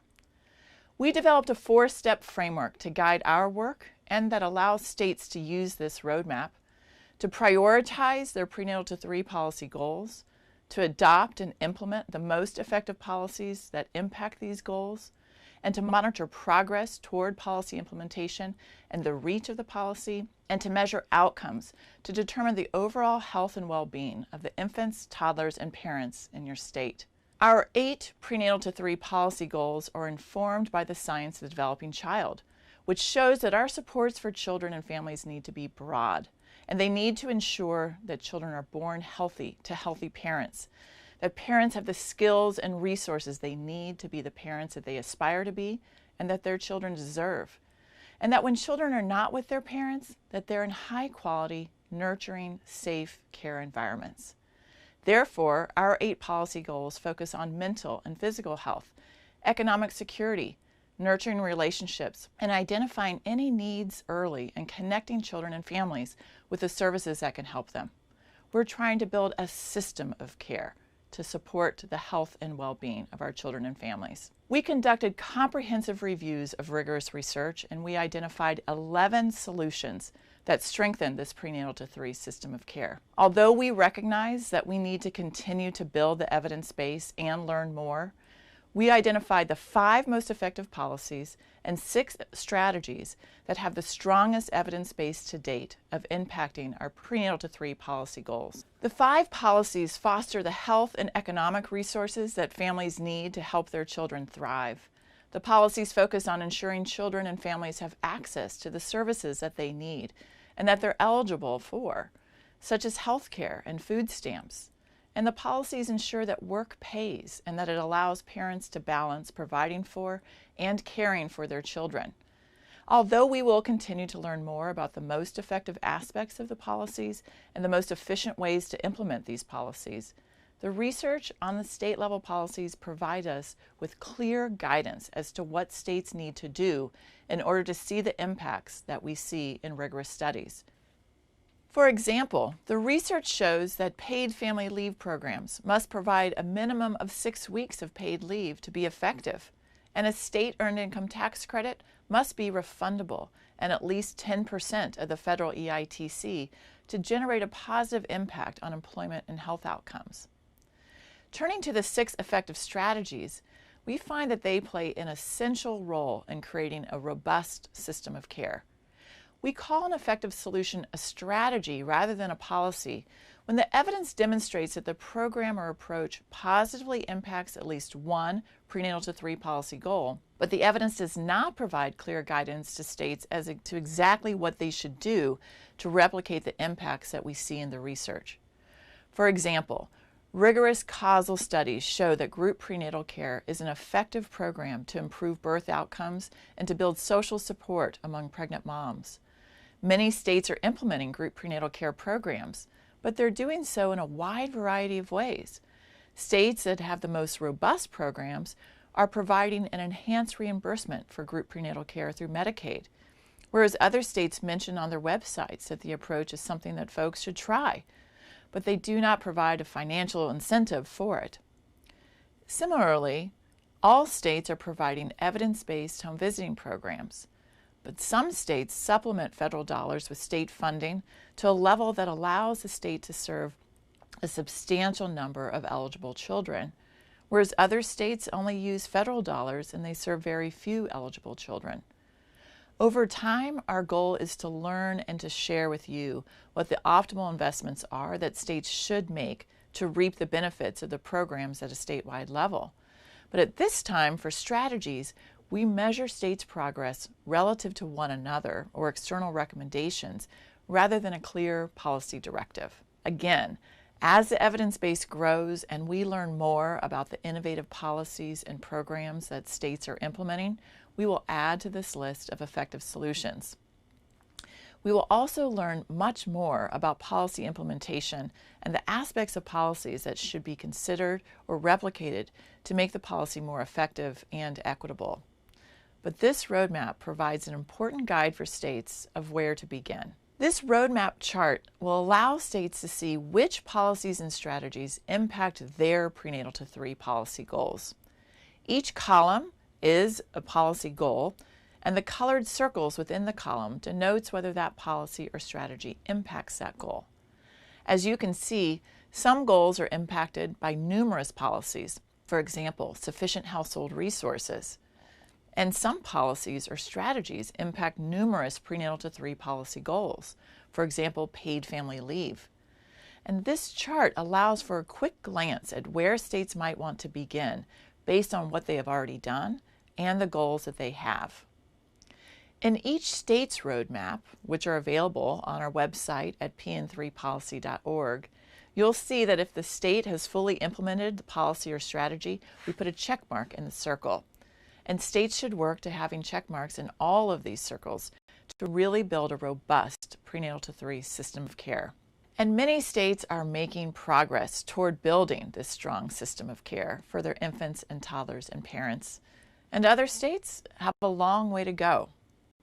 3 states have fully implemented all 5 of the effective policies.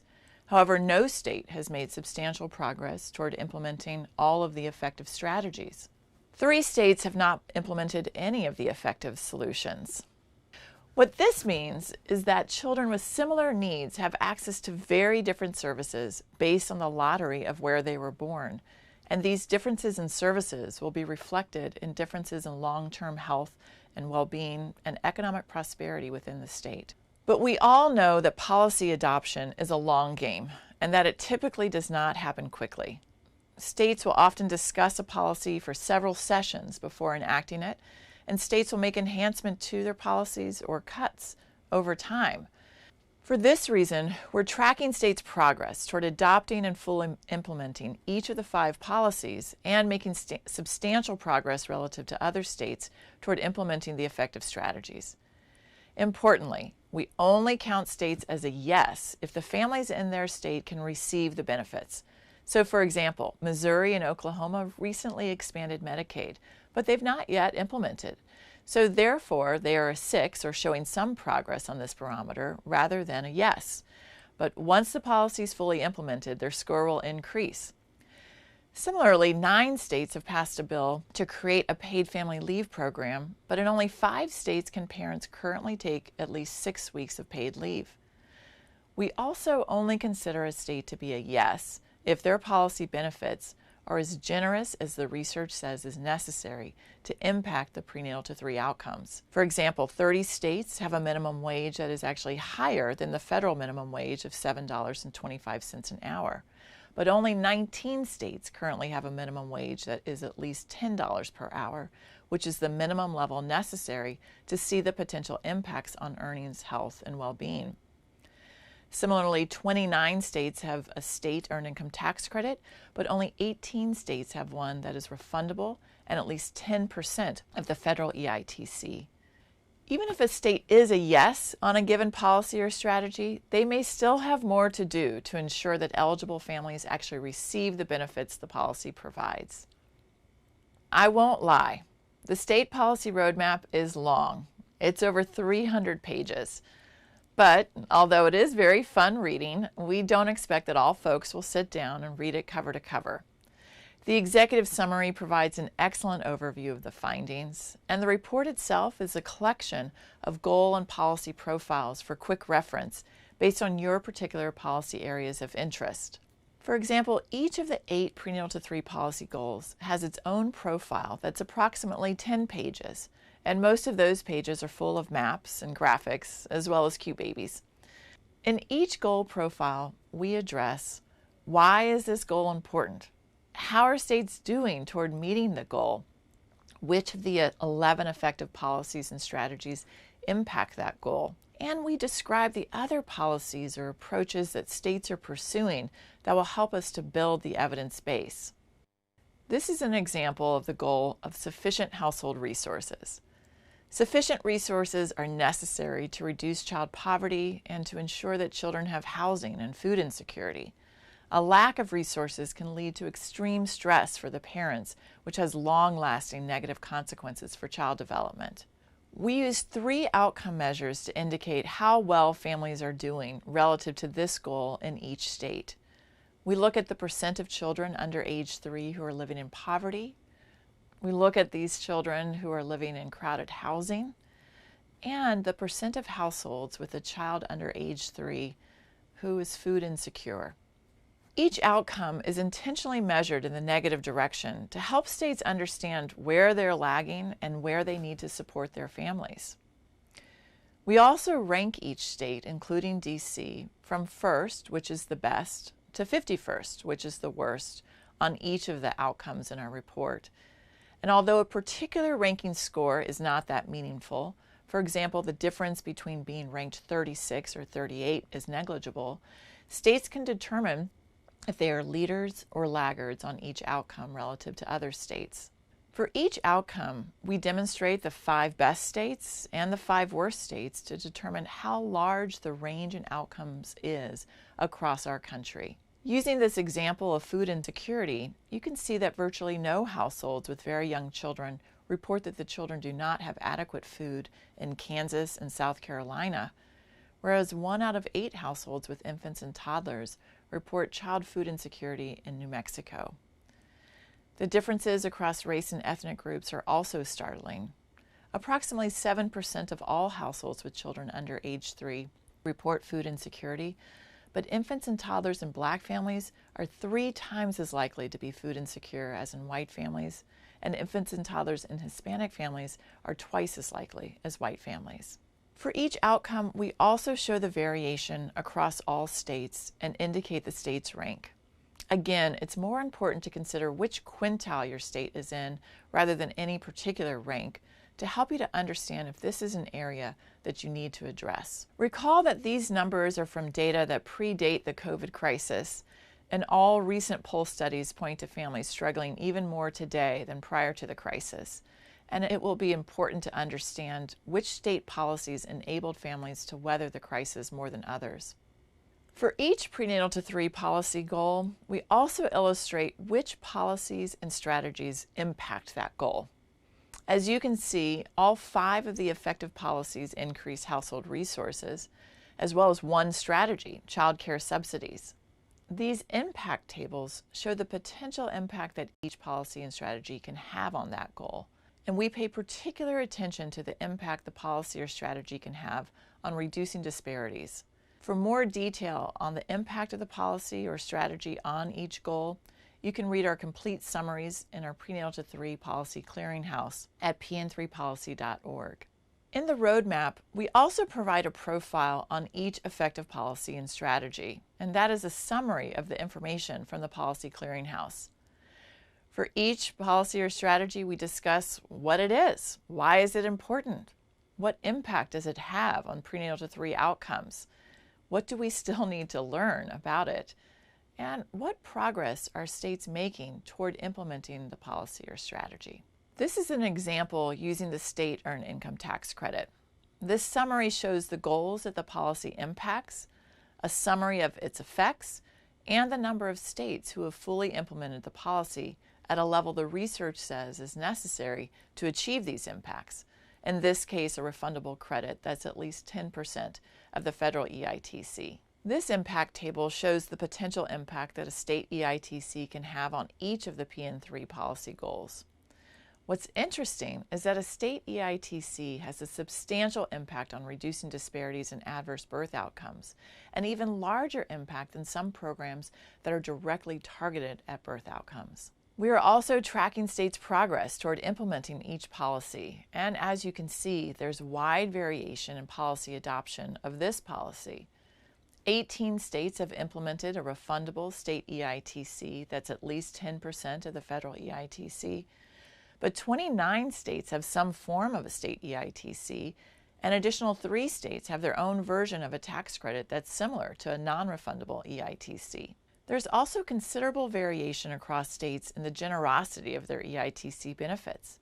Among states that offer refundable EITC, it ranges from 3% of the federal EITC in Montana to up to 85% in California. And for each policy and strategy, we're not only tracking progress toward adoption and the generosity of the benefit level, but also its reach. If you build it and they don't come, then the policy is not as effective as it could be.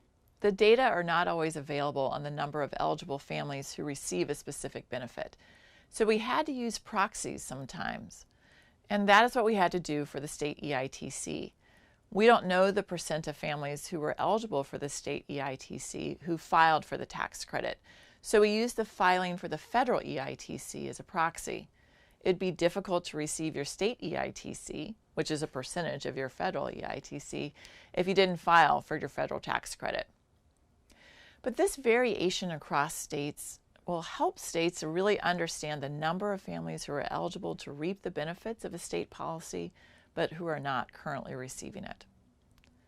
The roadmap has a wealth of information on policies, progress toward implementation, and outcomes, and it's designed to be a useful tool for states as you prioritize your goals and determine which policies and strategies to pursue. In addition to the full state policy roadmap, we created a unique roadmap for each state, including DC. And the state roadmap provides specific information on the policies and strategies that your state has implemented, your progress toward policy implementation, the generosity of your benefits, and the reach of the benefits among those who are eligible. We also show how your state is doing on each of the 20 outcome measures that are aligned with the Prenatal-to-3 policy goals. For example, this is Minnesota's roadmap. It shows that they have fully implemented 4 out of the 5 effective policies and 2 out of 6 effective strategies, but they've also made progress on some of the others. For each of the 11 solutions, we highlight how much progress the state has made toward adopting and fully implementing the policy, and how generous each state's benefits are relative to other states. In this example, we see that Minnesota has adopted and fully implemented the Medicaid expansion as defined in the Affordable Care Act, and Minnesota sets its Medicaid income eligibility for parents at 138% of the federal poverty level. And we also see that just under 10% of low-income women of childbearing age lack health insurance in their state, which places them near the top of states on this indicator. We also show how each state is doing on the 20 outcome measures related to the PN3 policy goals. This graph shows that in many areas, children and families are faring well in Minnesota, but there are also areas in which Minnesota should focus. For example, Minnesota ranks near the bottom in the percent of eligible families with children under age 18 who actually receive the SNAP benefits that they are eligible for, and in the percent of children who are not fully immunized by age 3. Each state can review their outcomes as they're aligned to the policy goals, and they can ask if they're lagging in one, have we adopted and fully implemented the effective policies or strategies that actually impact this goal? What progress have we made toward policy adoption? Are our benefits generous enough to lead to the policy impacts? Are all the families who are eligible for this benefit receiving it? And are we reducing disparities in outcomes? The Prenatal-to-3 State Policy Roadmap is designed to provide states with the information they need to answer these questions, also to prioritize their policy goals and measure the impact that the policies have on infants, toddlers, and parents in their state over time. We encourage you to visit our website at pn3policy.org to download the complete roadmap, as well as your state's roadmap, and to get more information. Our state data interactives are in development, but there is already a lot there for you to see and much more to come. And we are also here to answer your questions. We're not advocates, and we won't tell you what your state should do, but if you share our goals of ensuring that children get off to a healthy start and thrive, then we will provide the evidence of what we know today on how to achieve those goals. Previously, states didn't have clear guidance on where to begin, and we will continue to learn, but this roadmap is a good place to start, and we hope it will be a useful tool for your state. As I said at the beginning, I wanted to achieve 3 things today. One is to make sure that we all understood why we need a roadmap to ensure that children get off to a healthy start and how we can promote greater equity and outcomes. And thank you to Dr. Shonkoff, Crear-Perry, and Aruka for sharing with us that information. And 2, I wanted to provide an overview of what the roadmap is and how your state may use it to help prioritize and achieve your policy goals for infants and toddlers and their families. And now my 3rd goal is to introduce to you state leaders who are prioritizing investments for infants and toddlers in their states, and to share with you how they may use the sort of evidence that is provided in the roadmap to help guide their work. We're lucky to be joined by Governor DeWine of Ohio and Governor Lujan Grisham of New Mexico two state leaders who recognize the importance of the earliest years of a child's life and who are working to build strong systems in their state to support infants and toddlers and their families. On his first day in office, Governor DeWine established the Governor's Children's Initiative to advance policies that improve the well-being of Ohio's children and families. He and Ohio are leading the way in ensuring that children and families receive the supports they need, including through the launch of a new professional development credential for early childhood professionals that's focused on the social emotional needs of our youngest children. And although Governor DeWine couldn't join us live today, he sent this special message to share with you. So please welcome Ohio Governor Mike DeWine.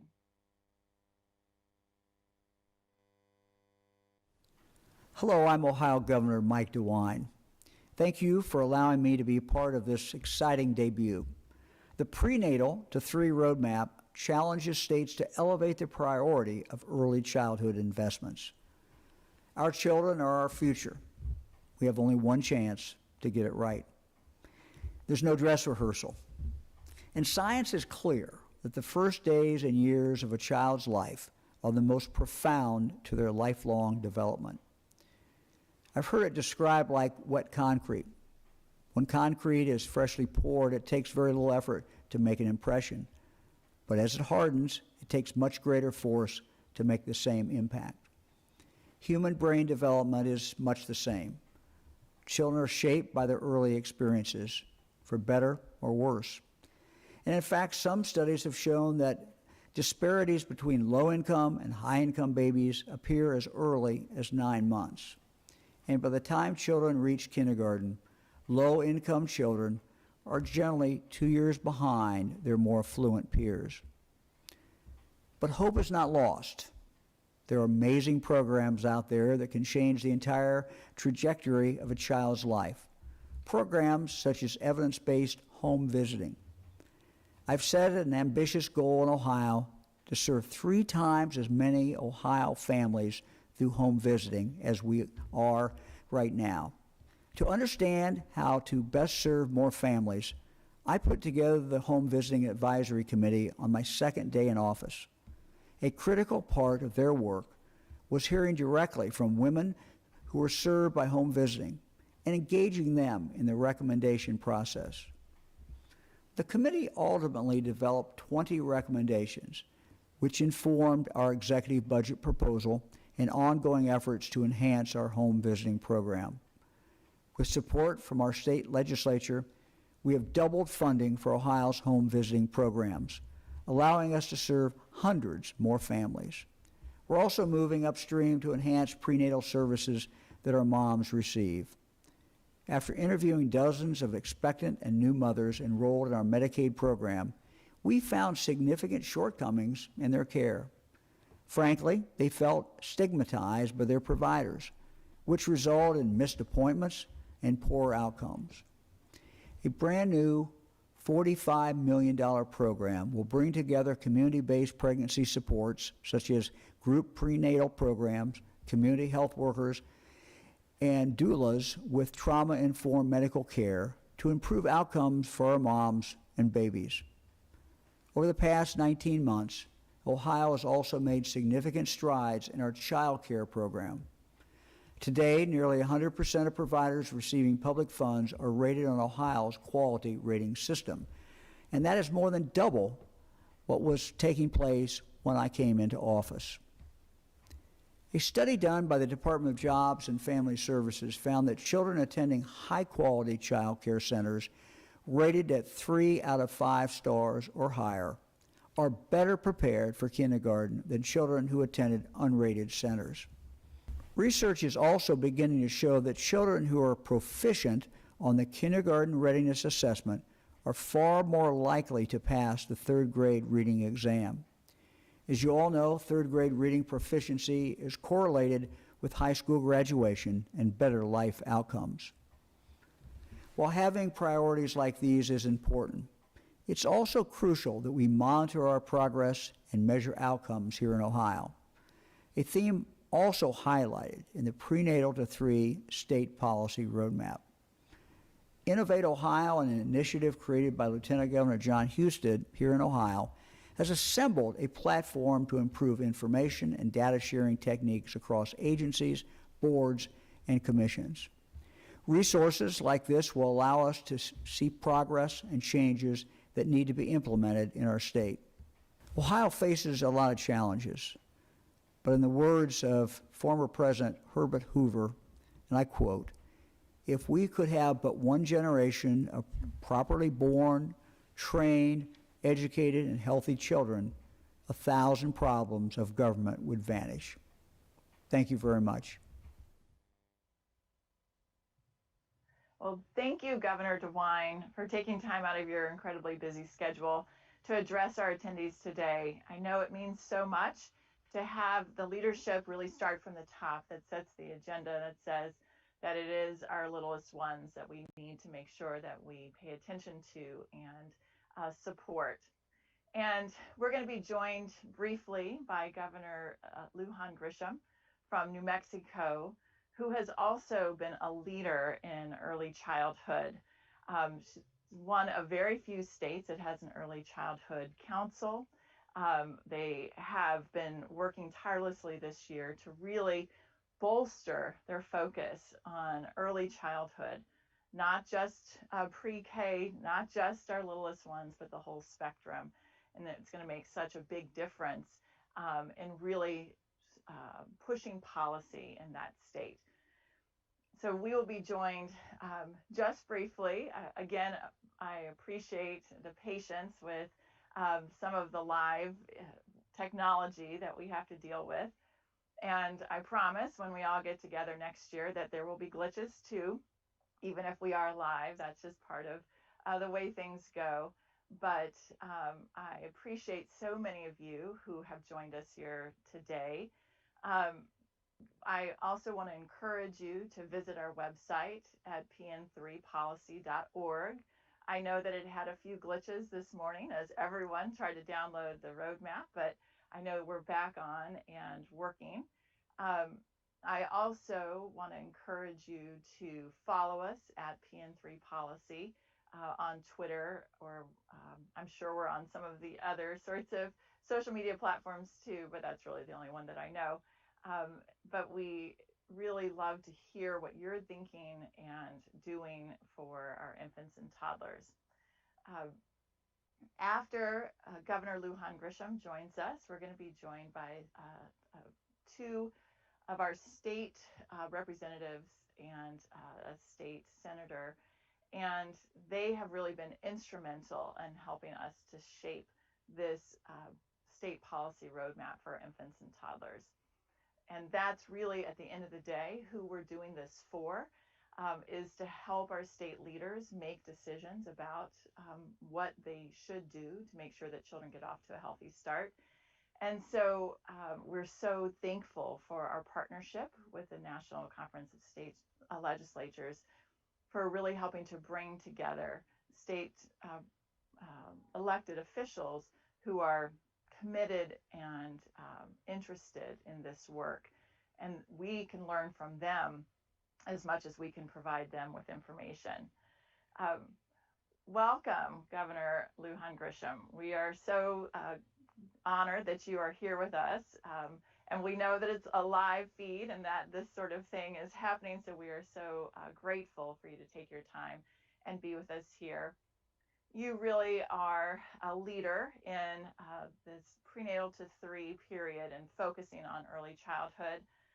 This year, you signed into law a bill to create the New Mexico Early Childhood Trust Fund, which will provide this transformative long-term investment strategy for the state's youngest children.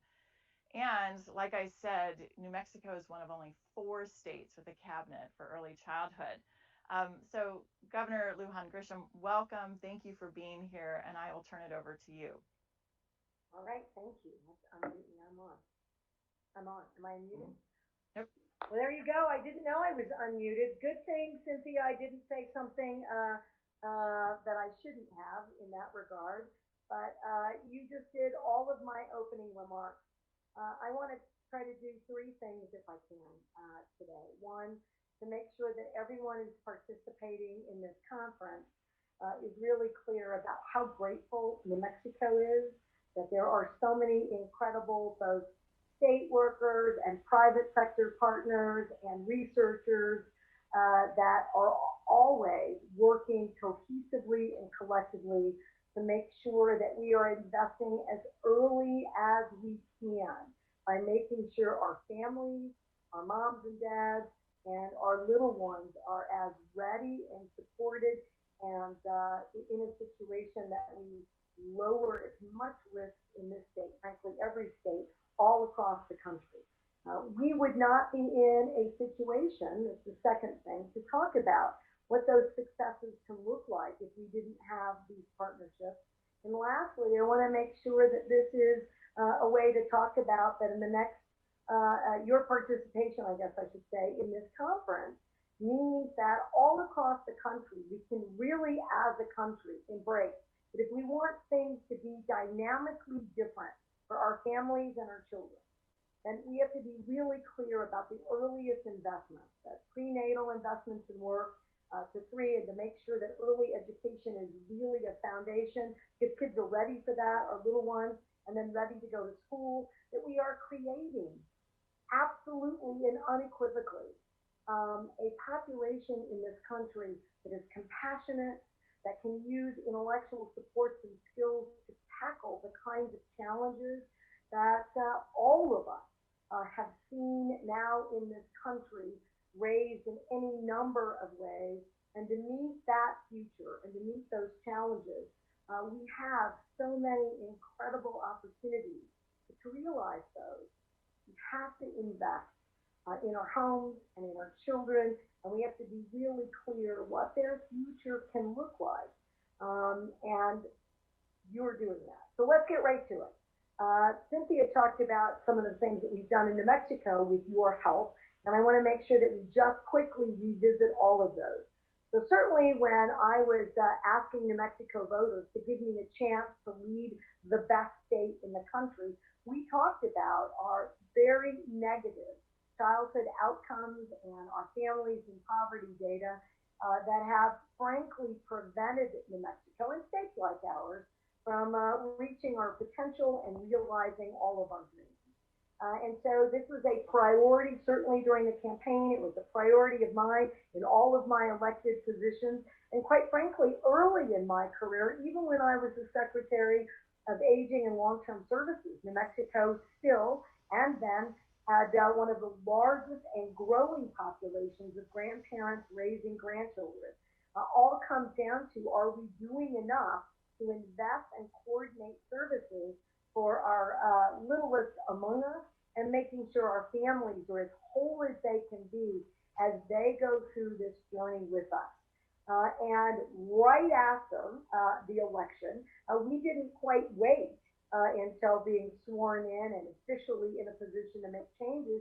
We were already interviewing potential cabinet secretary candidates, making clear that we were going to reconstitute a children's cabinet so that no matter what we're doing, every member in this administration is clear about the role that they have in making sure that we are investing in our New Mexico families and children in a unique and holistic way. And in fact, the Children's Cabinet was well underway, really thinking about ways to work with our advocates and private sector partners to do the next thing, which is to become one of the only states in the country that designs a cabinet whose sole job it is to make sure that our services and our policy work and research and that our early childhood education is completely aligned to make all the investments to coordinate them in such a way as to really make sure that we're accountable, not just to every Mexican, but to every single family who's counting on us to provide the resources and tools so that we can all succeed. And then the next step was to make sure that while we realign everything from prenatal services and home visiting, standing up childcare, making sure that our early childhood education efforts can be realized, and that it doesn't stop there, that we have a seamless transition into K through 12 and beyond. We have to have the resources to do that. And many of you I know participating in this conference are well aware that New Mexico, in fact, does have sizable resources that are very protected and should be dedicated our permanent funds to our public education system. And the debate about how to use that, how much more of that should be available to early childhood education, in many ways, a very productive policy debate, has not, though, allowed us to sort of get those issues over the finish line through our legislative process in a way that gave us real security that we were going to have the necessary funds to invest and build a universal early childhood education system.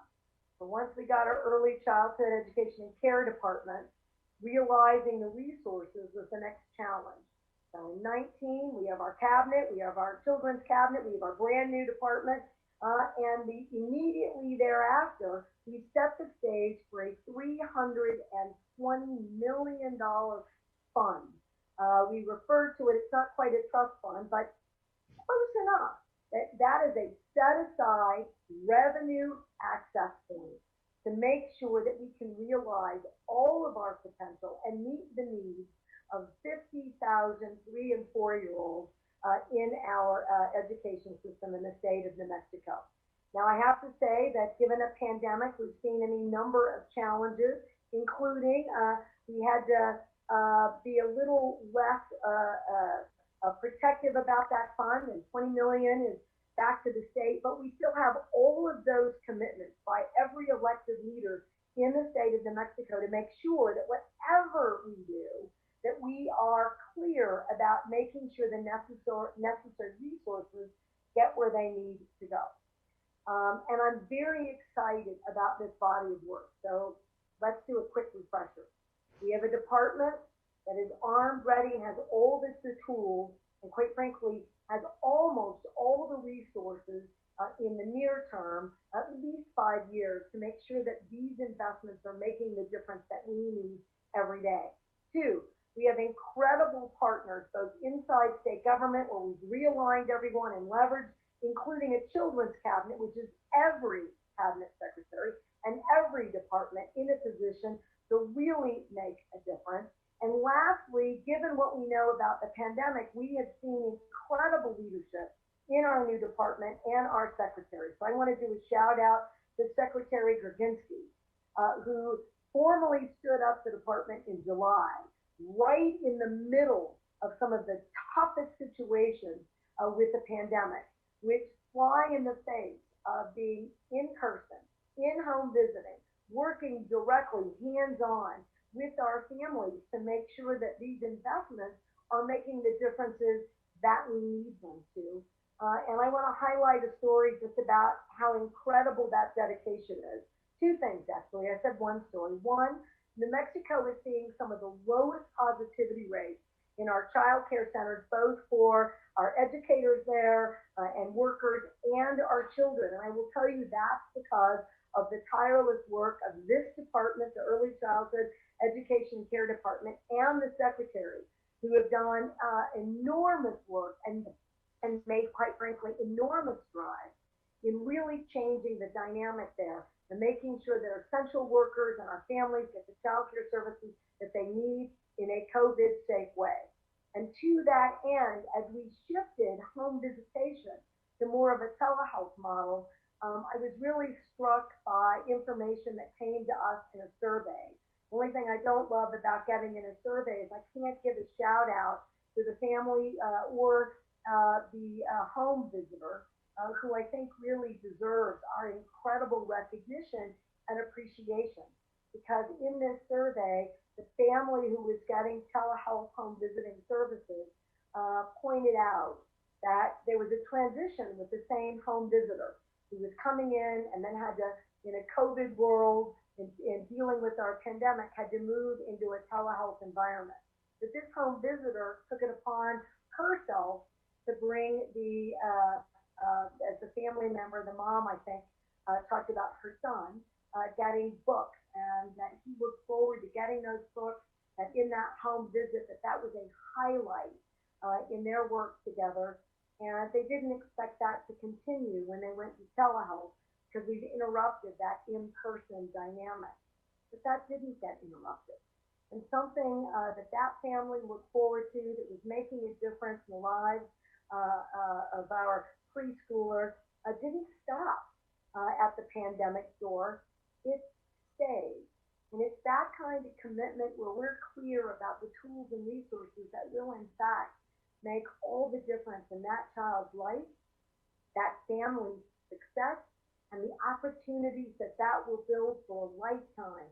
For every life we touch in this new dynamic is nothing short of remarkable. And a shout out to the home visitors and the families who have these relationships that make these differences every single day. Two, let's talk about having the first ever Assistant Secretary of Early Childhood, our Native American liaison in that regard, who's already working with all of our sovereign nations in New Mexico and making sure that we are making the unique investment and addressing also those unique challenges, even with home visitation where we might not have connectivity, to really do the work that we need to undertake in our early childhood education efforts. So a shout out to Giovanna. If you haven't met her, she's amazing and remarkable. And I just want to make sure that we're highlighting that we're unique and special in New Mexico. And it's one of the reasons that I have no doubt we're going to be entirely successful. All right, I'm almost to the end. One of my favorite things about our new department is that it's really focused in the areas that I know will not just meet the critical issues of today, but will be well positioned for the future by being very clear that the three divisions are those earliest investments and initiatives, making sure that prenatal, home visiting, coordinating all those efforts gets done.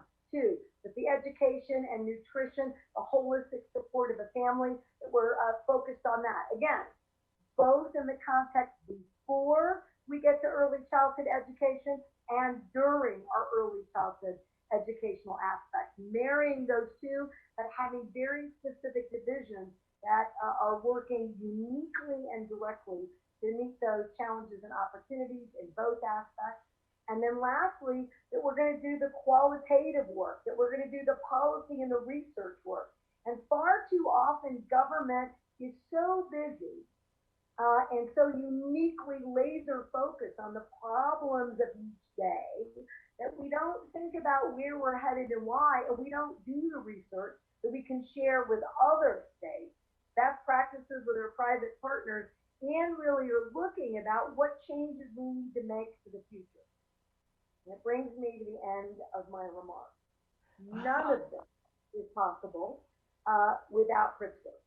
And this Prenatal-to-3 investment, the early planning grants, the continuation of those grants, setting up the Policy Center in Texas, in Austin at a university, and a shout out to my good friend, Governor Pritzker. If we weren't doing that work, I can tell you, and a shout out to Jerry Cobb, without those investments here, and without those long-term strategies, I have no doubt that the early foundation building blocks would never have been realized in the state of New Mexico and wouldn't be realized anywhere else. And that work translates right into our public health initiatives. Another shout out to Dr. Janice Gonzalez, who is really working in the Family Health Bureau, because these things need to take hold again in all of the departments who have a responsibility in the entire dynamic of family well-being, child well-being, and family health as we move into the future. So, at long last, I know that you're anxious to get started with your conference. I hope my enthusiasm for this work is showing virtually. I hope that you know that your leadership has made all the difference in our success. And lastly, as I say goodbye and thank you, I think about every family who without you would have struggles that were nearly unimaginable pre-pandemic, and certainly after. I think about every single opportunity that we're going to harness and every single risk that we can either eradicate, mitigate, or minimize because of you. So in the next day or so in this conference, I ask you to ask all the hard questions, to think about things that we could do differently and better, to challenge us at the state of New Mexico, to challenge every one of our partners, and to continue to ask our families to make sure that their North Star is leaving no stone unturned to getting this right. Thank you again for honoring me today by asking me, allowing me to participate at the front end, and for giving me the opportunity to just say thank you. We are so grateful here and so excited. Well, thank you for all of the leadership that you've shown, and we are extremely excited to watch what happens in New Mexico as all of this unfolds, and it's very exciting. So thank you again for taking your time out of such a busy schedule to join us today for this summit. So we are now going to be joined by folks from Alabama and Nebraska. And my good friend and colleague, Wade Fickler from the National Conference of State Legislatures is going to moderate this panel. But Senator Vargas and Representative Collins have been leaders in their states when it comes to early childhood and thinking about policies that really put in place the systems of care that our children and families need. So welcome. Thank you again for joining us today. Thank you, Dr. Osborne. It's my pleasure to be here today. This conference thus far has been just full of good information, much of it directly related to state policy.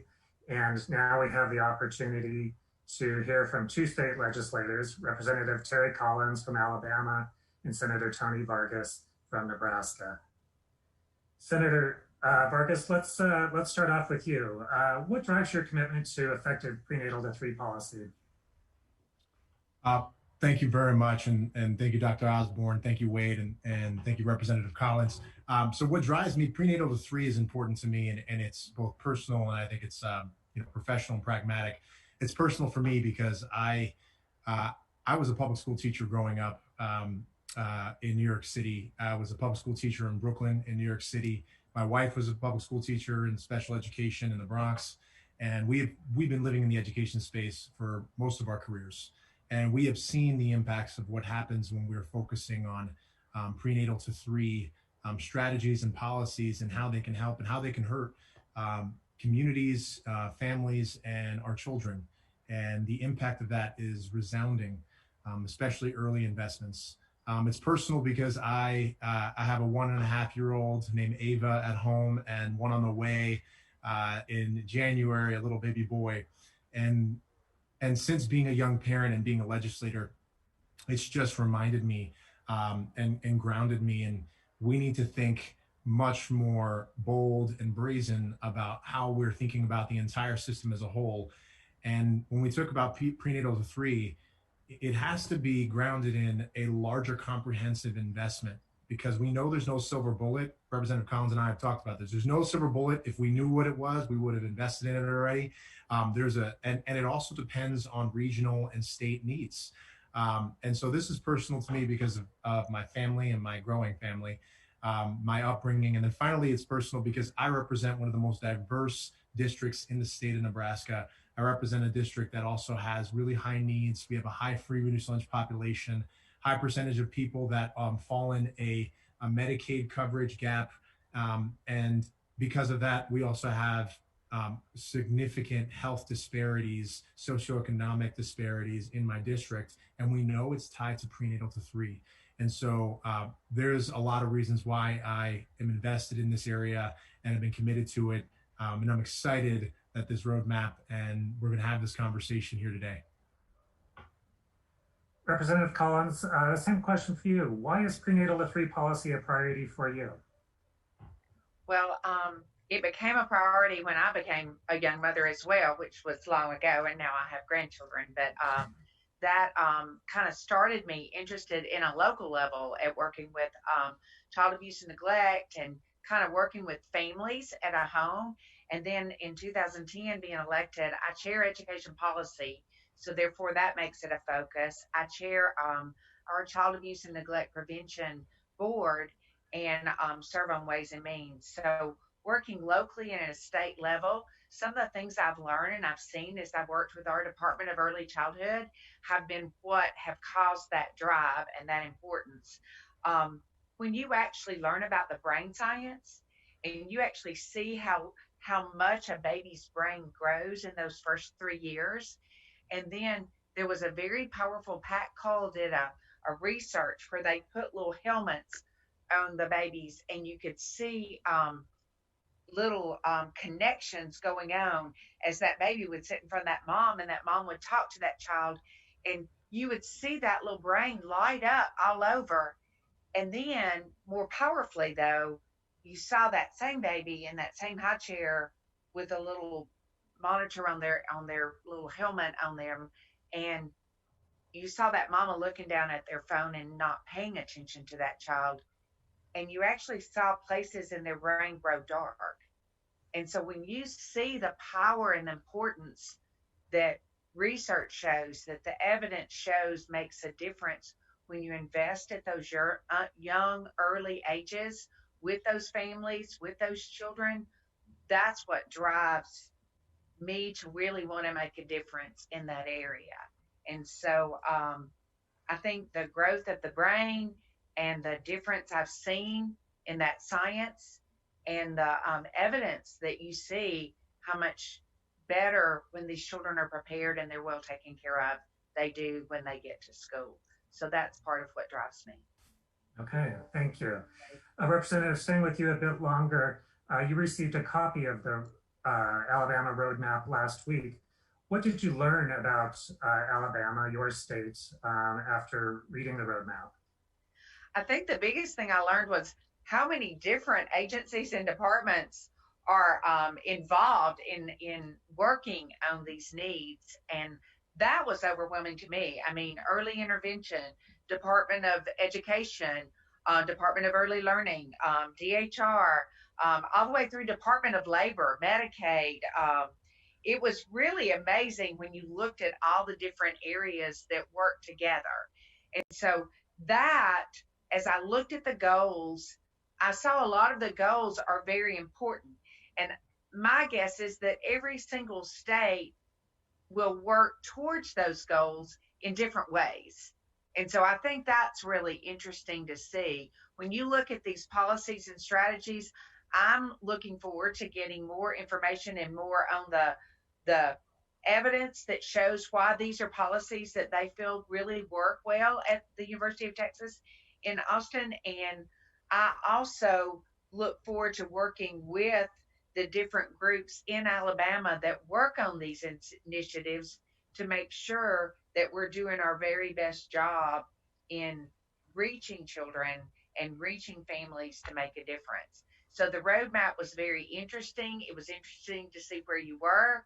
It was interesting to see where you have gaps, but maybe where you're actually filling some of those gaps in a different way.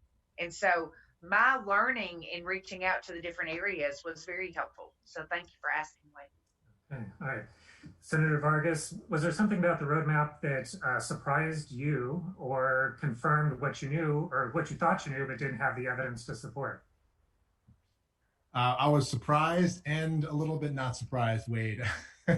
So first, I get excited when I saw the roadmap, and part of the reason is I started off my career in public office as a school board member. I think very expansively about how this can be useful to policymakers at all different levels.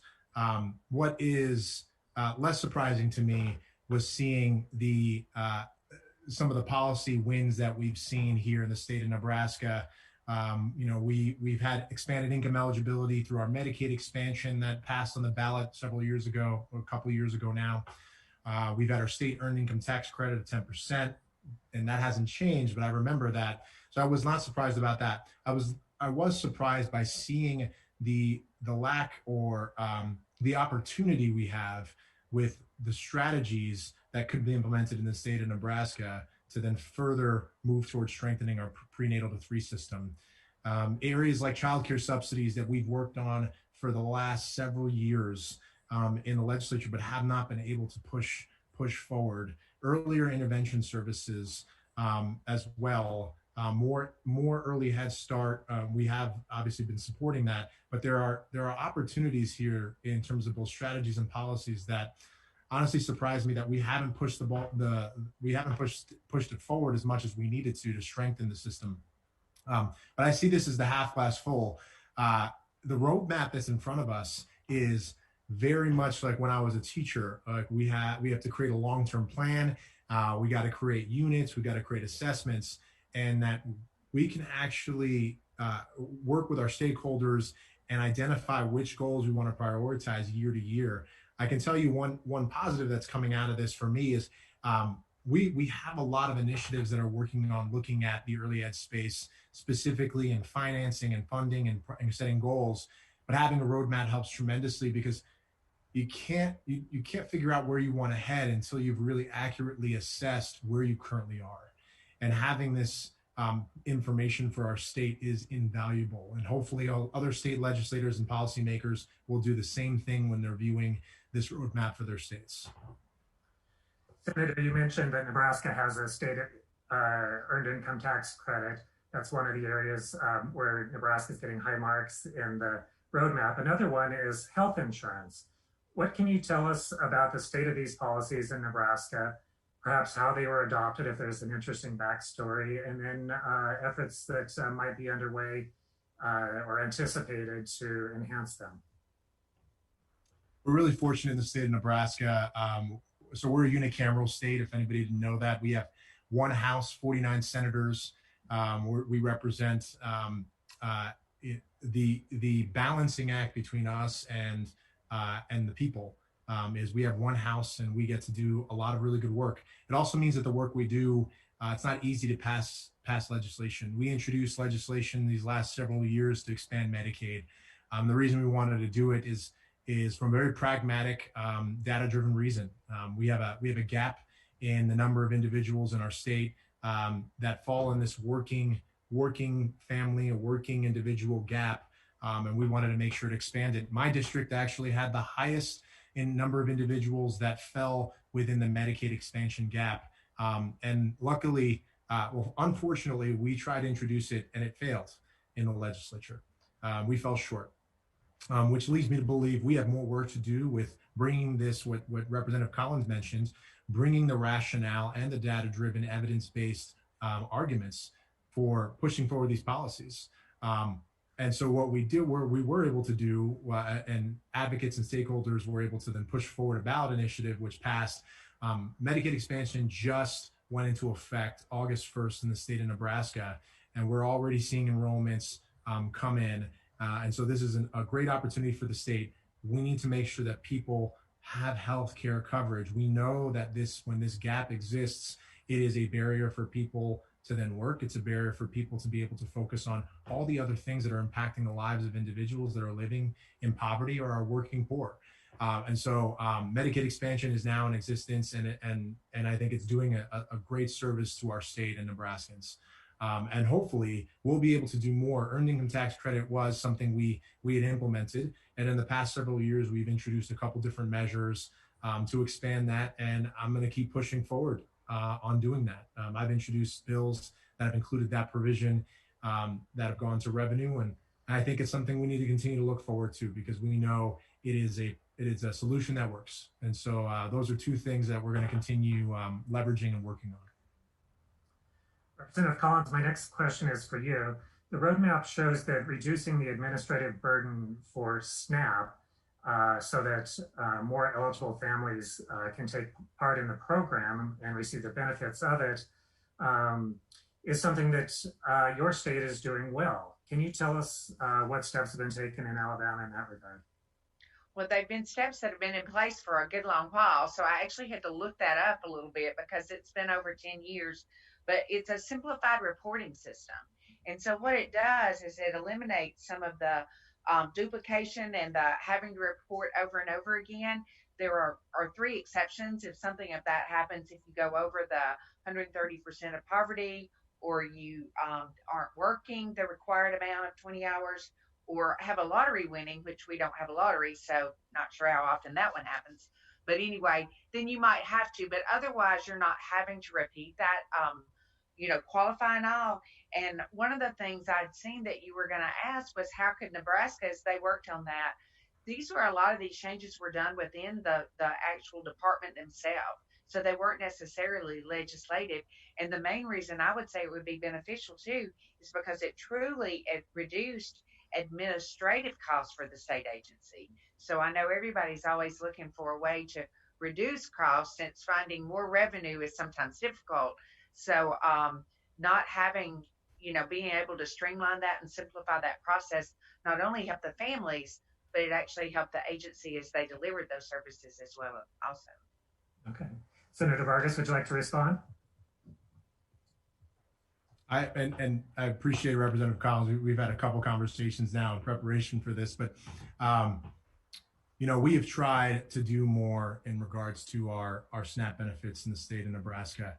We introduced legislation to expand this. It was actually Senator John McCollister that introduced the legislation that would have expanded this, and there's still room for growth here. We weren't able to get it through the finish line.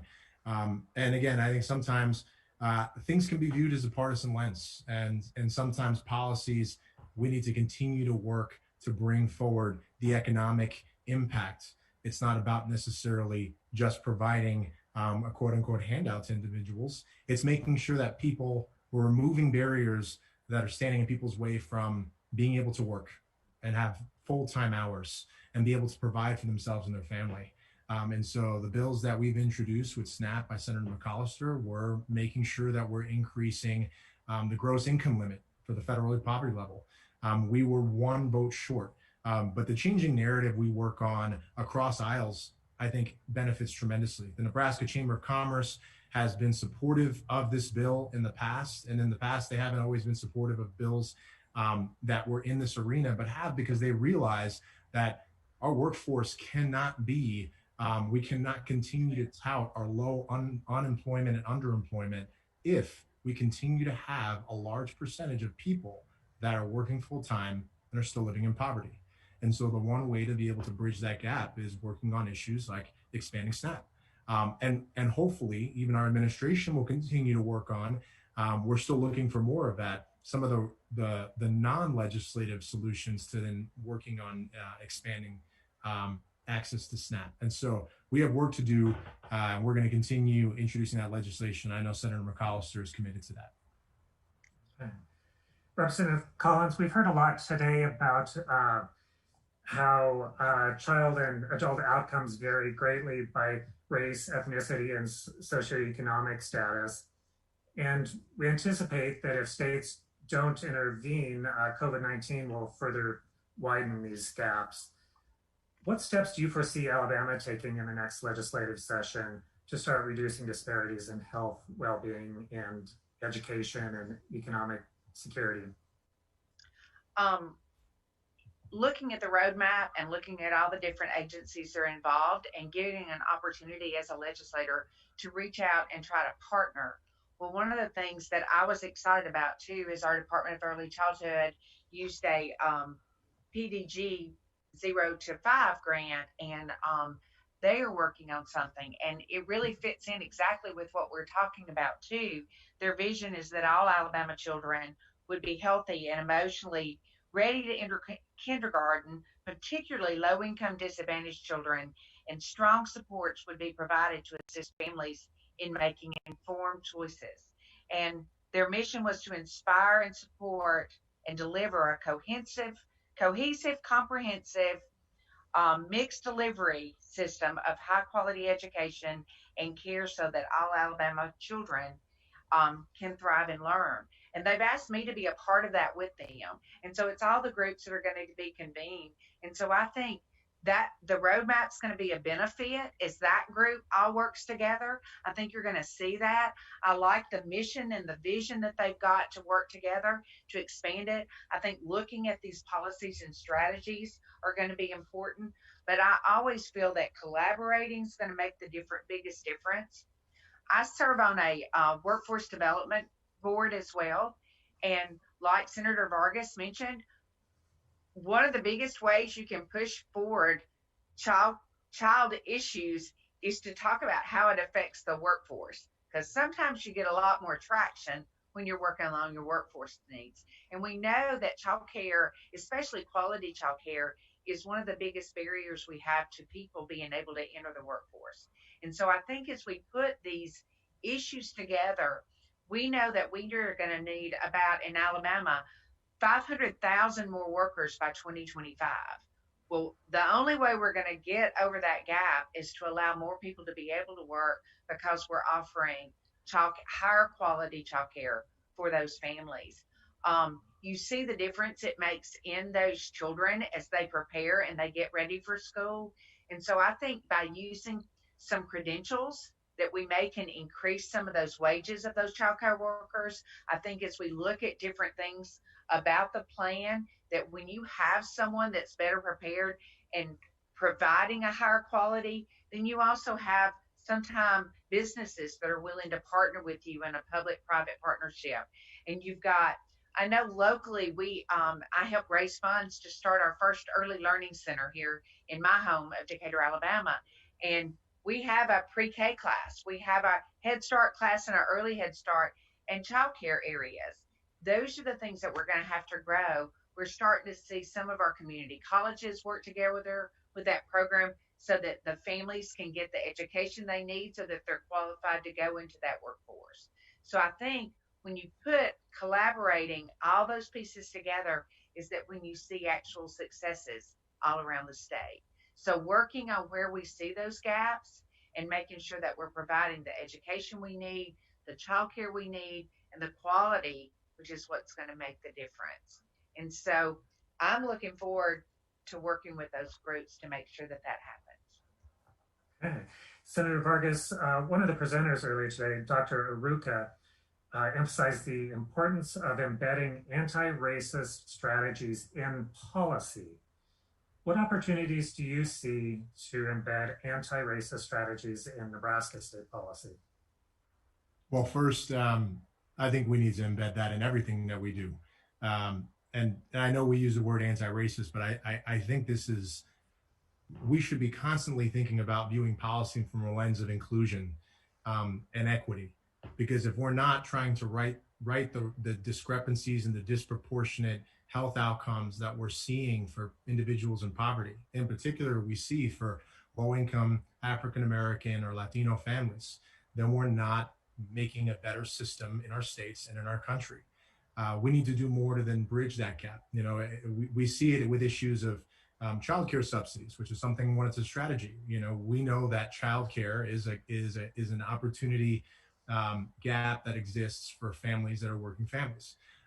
We know that there is a need to address healthcare access in communities of color. And so we need to do more in that. But then in addition, for all of our policies, we need to set goals and metrics that are trying to somewhat level the playing field. Because if we're not investing more in our communities that are higher need, when a few of us are struggling, or a percentage of our community is struggling, or is not working, or cannot take care of and support for themselves and their families, that affects our entire state. And to Representative Collins' point, it affects our entire economy. And so we need to figure out a way to then address those issues. And in particular, it is important that we do view this from being anti-racist, because if we're not actively trying to dismantle and check our own biases and privileges in what we do, we're not doing a service to our communities of color and our communities that are in poverty. And so I know that we've been having those conversations in Nebraska throughout everything that we're doing, but we need to see more of it from all of our leaders. And hopefully everybody's watching is also embedding that in what we do, because the best laid policies don't work unless we actively are working to ensure that they're meeting the needs of those that don't have a voice in the system. And so we need to do more work in that arena. Okay. Representative Collins, most states, not all, but most states are going to face significant budgetary constraints next year. How do things look in Alabama, and how might you use the roadmap to prioritize funding decisions? I think that you will always have priorities that you've got to focus on, because even in the good years, everybody's wanting a bigger piece of the pie. Alabama actually is not in a terrible shape. We are ending the fiscal year on track. We've not had to have proration. We've been pretty good fiscally budgeting each year, and we've also we're ticking along at a pretty good growth the first half of this fiscal year, and so that's really helped us so that when it took a little dive that we were prepared. So we have not had to cut back on our budgets, and we actually increased all our budgets in these areas this last year. Nothing like what we were hoping to do in February, but they did see increases. But I think what the roadmap is going to help us do is to keep growing. What we've tried to do, whether it's through pre-K, home visiting, and all the other programs that we're working with, is make sure that we are increasing each year on a growth pattern.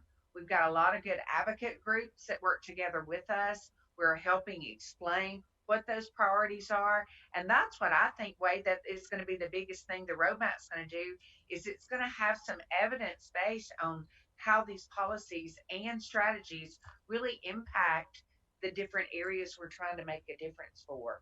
So I think we will always be fighting about money at the end of the day. Every legislature, that's what we do. But I think that we're seeing what a difference when you invest young in these families, which affects the workforce, in these children, which affect your economy later on. You pay a whole lot less now to fix some problems and address some issues than you do later on the flip side. And so I think Alabama's going to be in a good place this year. We're looking good, but the roadmap's always going to help us prioritize to make sure that we're using those funds that we have the most wisely and to make the biggest difference. Okay. Senator Vargas, holding on to current funding for prenatal-to-3 programs and services may be considered a win in some states. Tell us how you might safeguard prenatal-to-3 funding in Nebraska. So I'm really privileged to be a member of the Appropriations Committee, where I've served for the last 4 years. And you know, the budgets we create are moral documents.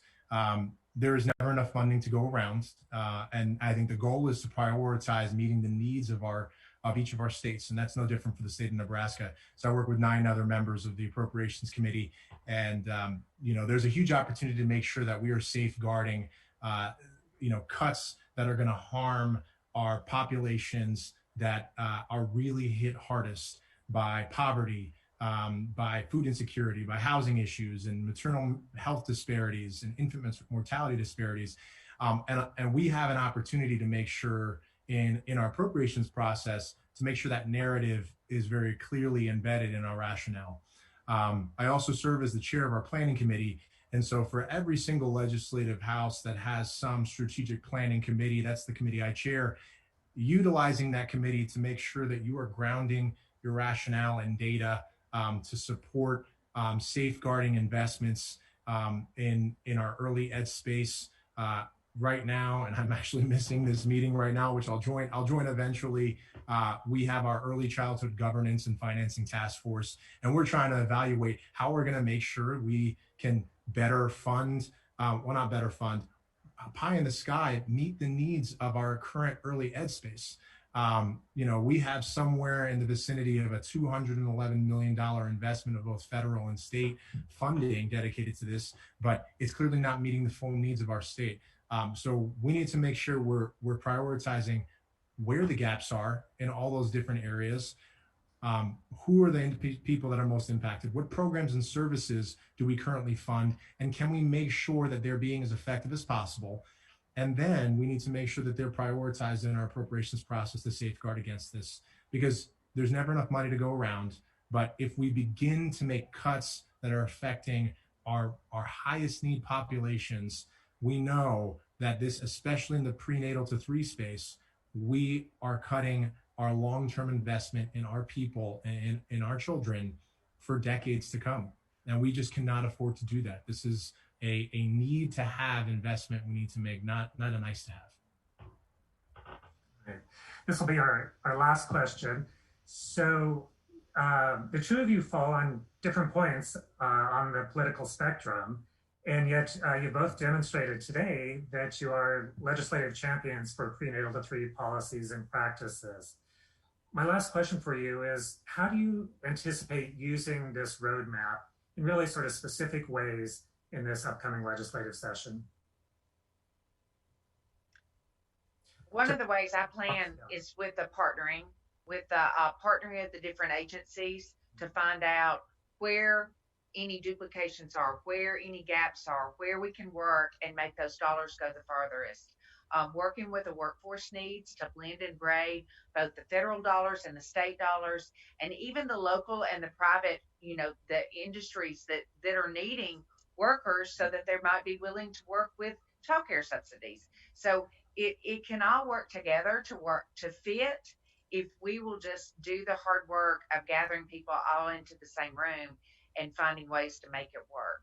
And so I think that's where, and then also letting Dr. Osborne and her group work with us later on, when we find a gap, when we see a need, how can they explain it to committees that are also looking to prioritize it the best? Okay, Senator Vargas?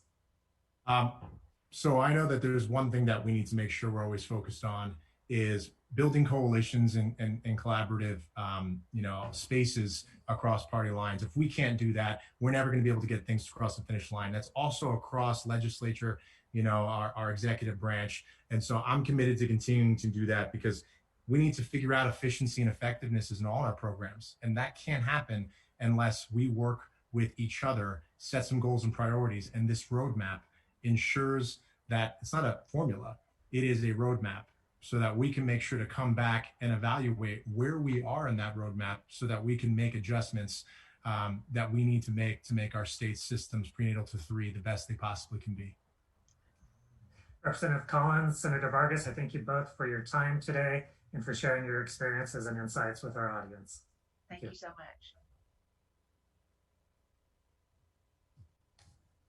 Well, thank you to all three of you for this really engaging conversation. And it's just so heartening to hear all of the work that's going on in each of our states. But you both, Representative Collins and Senator Vargas, have been such leaders in this area. And we look to just follow what you're doing and to learn from you. And Wade, thank you and NCSL for your leadership in supporting our elected officials as they want to learn more about not just the science of the developing child and what kids need, but what policies will be most effective at helping to bring that to life. And I'm just so grateful to all of our esteemed guests from today. And I'm sure you're like me and wishing that we could have been in person together to share with each other and learn from one another. But I really did enjoy learning from them today. And now the real work begins. We are thrilled to have produced this roadmap for states to use to help them to build this strong prenatal-to-3 system of care.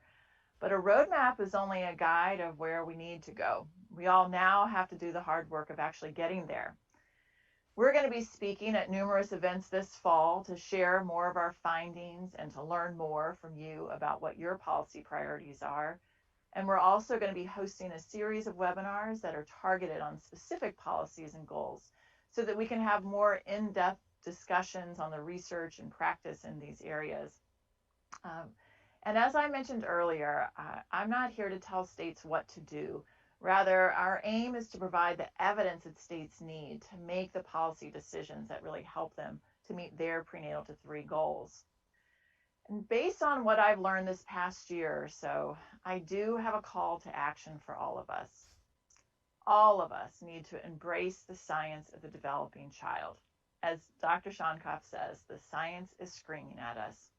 And we have to share this science widely on how important it is for children to get off to a healthy start, and that investing in our earliest years will have huge social and economic benefits to families and communities and to our states. I also call on policy leaders to use evidence and data to inform your policy choices, particularly as we try to rebuild our economy and our new systems of care for our children and families. Your policy choices have substantial impacts on promoting equity and long-term financial health and well-being. I call on advocates to expand your efforts to support infants and toddlers to include such policies as access to health care and SNAP, as well as economic supports that promote work and make it possible for families to both work and to care for their children. These foundational policies will bolster the impact of the essential policies and strategies that we typically associate with helping infants and toddlers, such as child care, parenting programs, and screening and referral programs. For policy researchers and funders, I call on you to help us to learn more about which policies most effectively improve the outcomes for infants and toddlers and promote equity. We have a good starting point, but we need to build the evidence base and we have to learn more. One of the worst things about being virtual is that I don't get a chance to interact with you and to hear your questions and your helpful and constructive feedback. But we do welcome that. We welcome your questions, we welcome your feedback, and we are here as a resource for you. So please reach out to us at exchange@pn3policy.org and visit our website at pn3policy.org.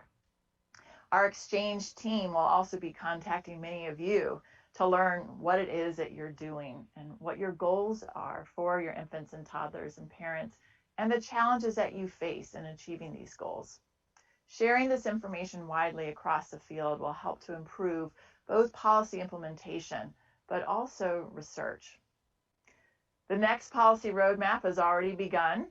We are updating and expanding our reviews of policies. We're tracking state progress on policy implementation, and we're working to identify additional data elements that will inform states' policies priorities. We're paying particular attention to building our knowledge on which policies provide equitable access to high-quality childcare. We know that this is so important for our infants and toddlers. Next year, the roadmap will also have more information on the cost and funding mechanisms and the return on investment of each policy, because we know that that's essential information to inform state policy choices. We are also working with others in the field, as I mentioned earlier today, to develop criteria that will allow us to conduct what we're calling equity audits for each of the roadmap's policies and strategies. If a policy is not equitable, then it shouldn't be deemed effective. We recognize that we don't have all the answers, and we will continue to learn. But this roadmap demonstrates that we do know a lot about what's necessary to build a strong prenatal-to-3 system of care, and it provides the information that states need to begin. We ask that you save the date for October 7th and 8th next year in Austin, Texas, for our second annual Research to Policy Summit. I hope I haven't jinxed us and that we really will all be able to be together. But we've learned so much about how important it is to have a virtual presence. Having so many of you be able to join us today has allowed us to expand the reach of this work in a way that we wouldn't have if we had only had an in-person event. So we will bring it to you both ways, but we are excited to announce that next October 7th and 8th, we will be here in Austin to bring to you our second roadmap. And as we say goodbye, I want to thank our funders and our National Advisory Council again. They've been essential to our work. And I want to thank my team for making this happen. I also want to thank the babies that are in their lives that have been with us along the way or produced along the way. I have had 6 new CFRP babies since we launched the Prenatal-to-3 Policy Impact Center, and 1 more is on the way. Well, I should say I haven't. I just get to be the kind of aunt to all of these little ones. We practice what we preach around here. We are in it for the babies. We are making it so that this is an opportunity for us to make sure that our families get off to a good start and thrive. Thank you so much for joining us today, and we look forward to working with you going forward.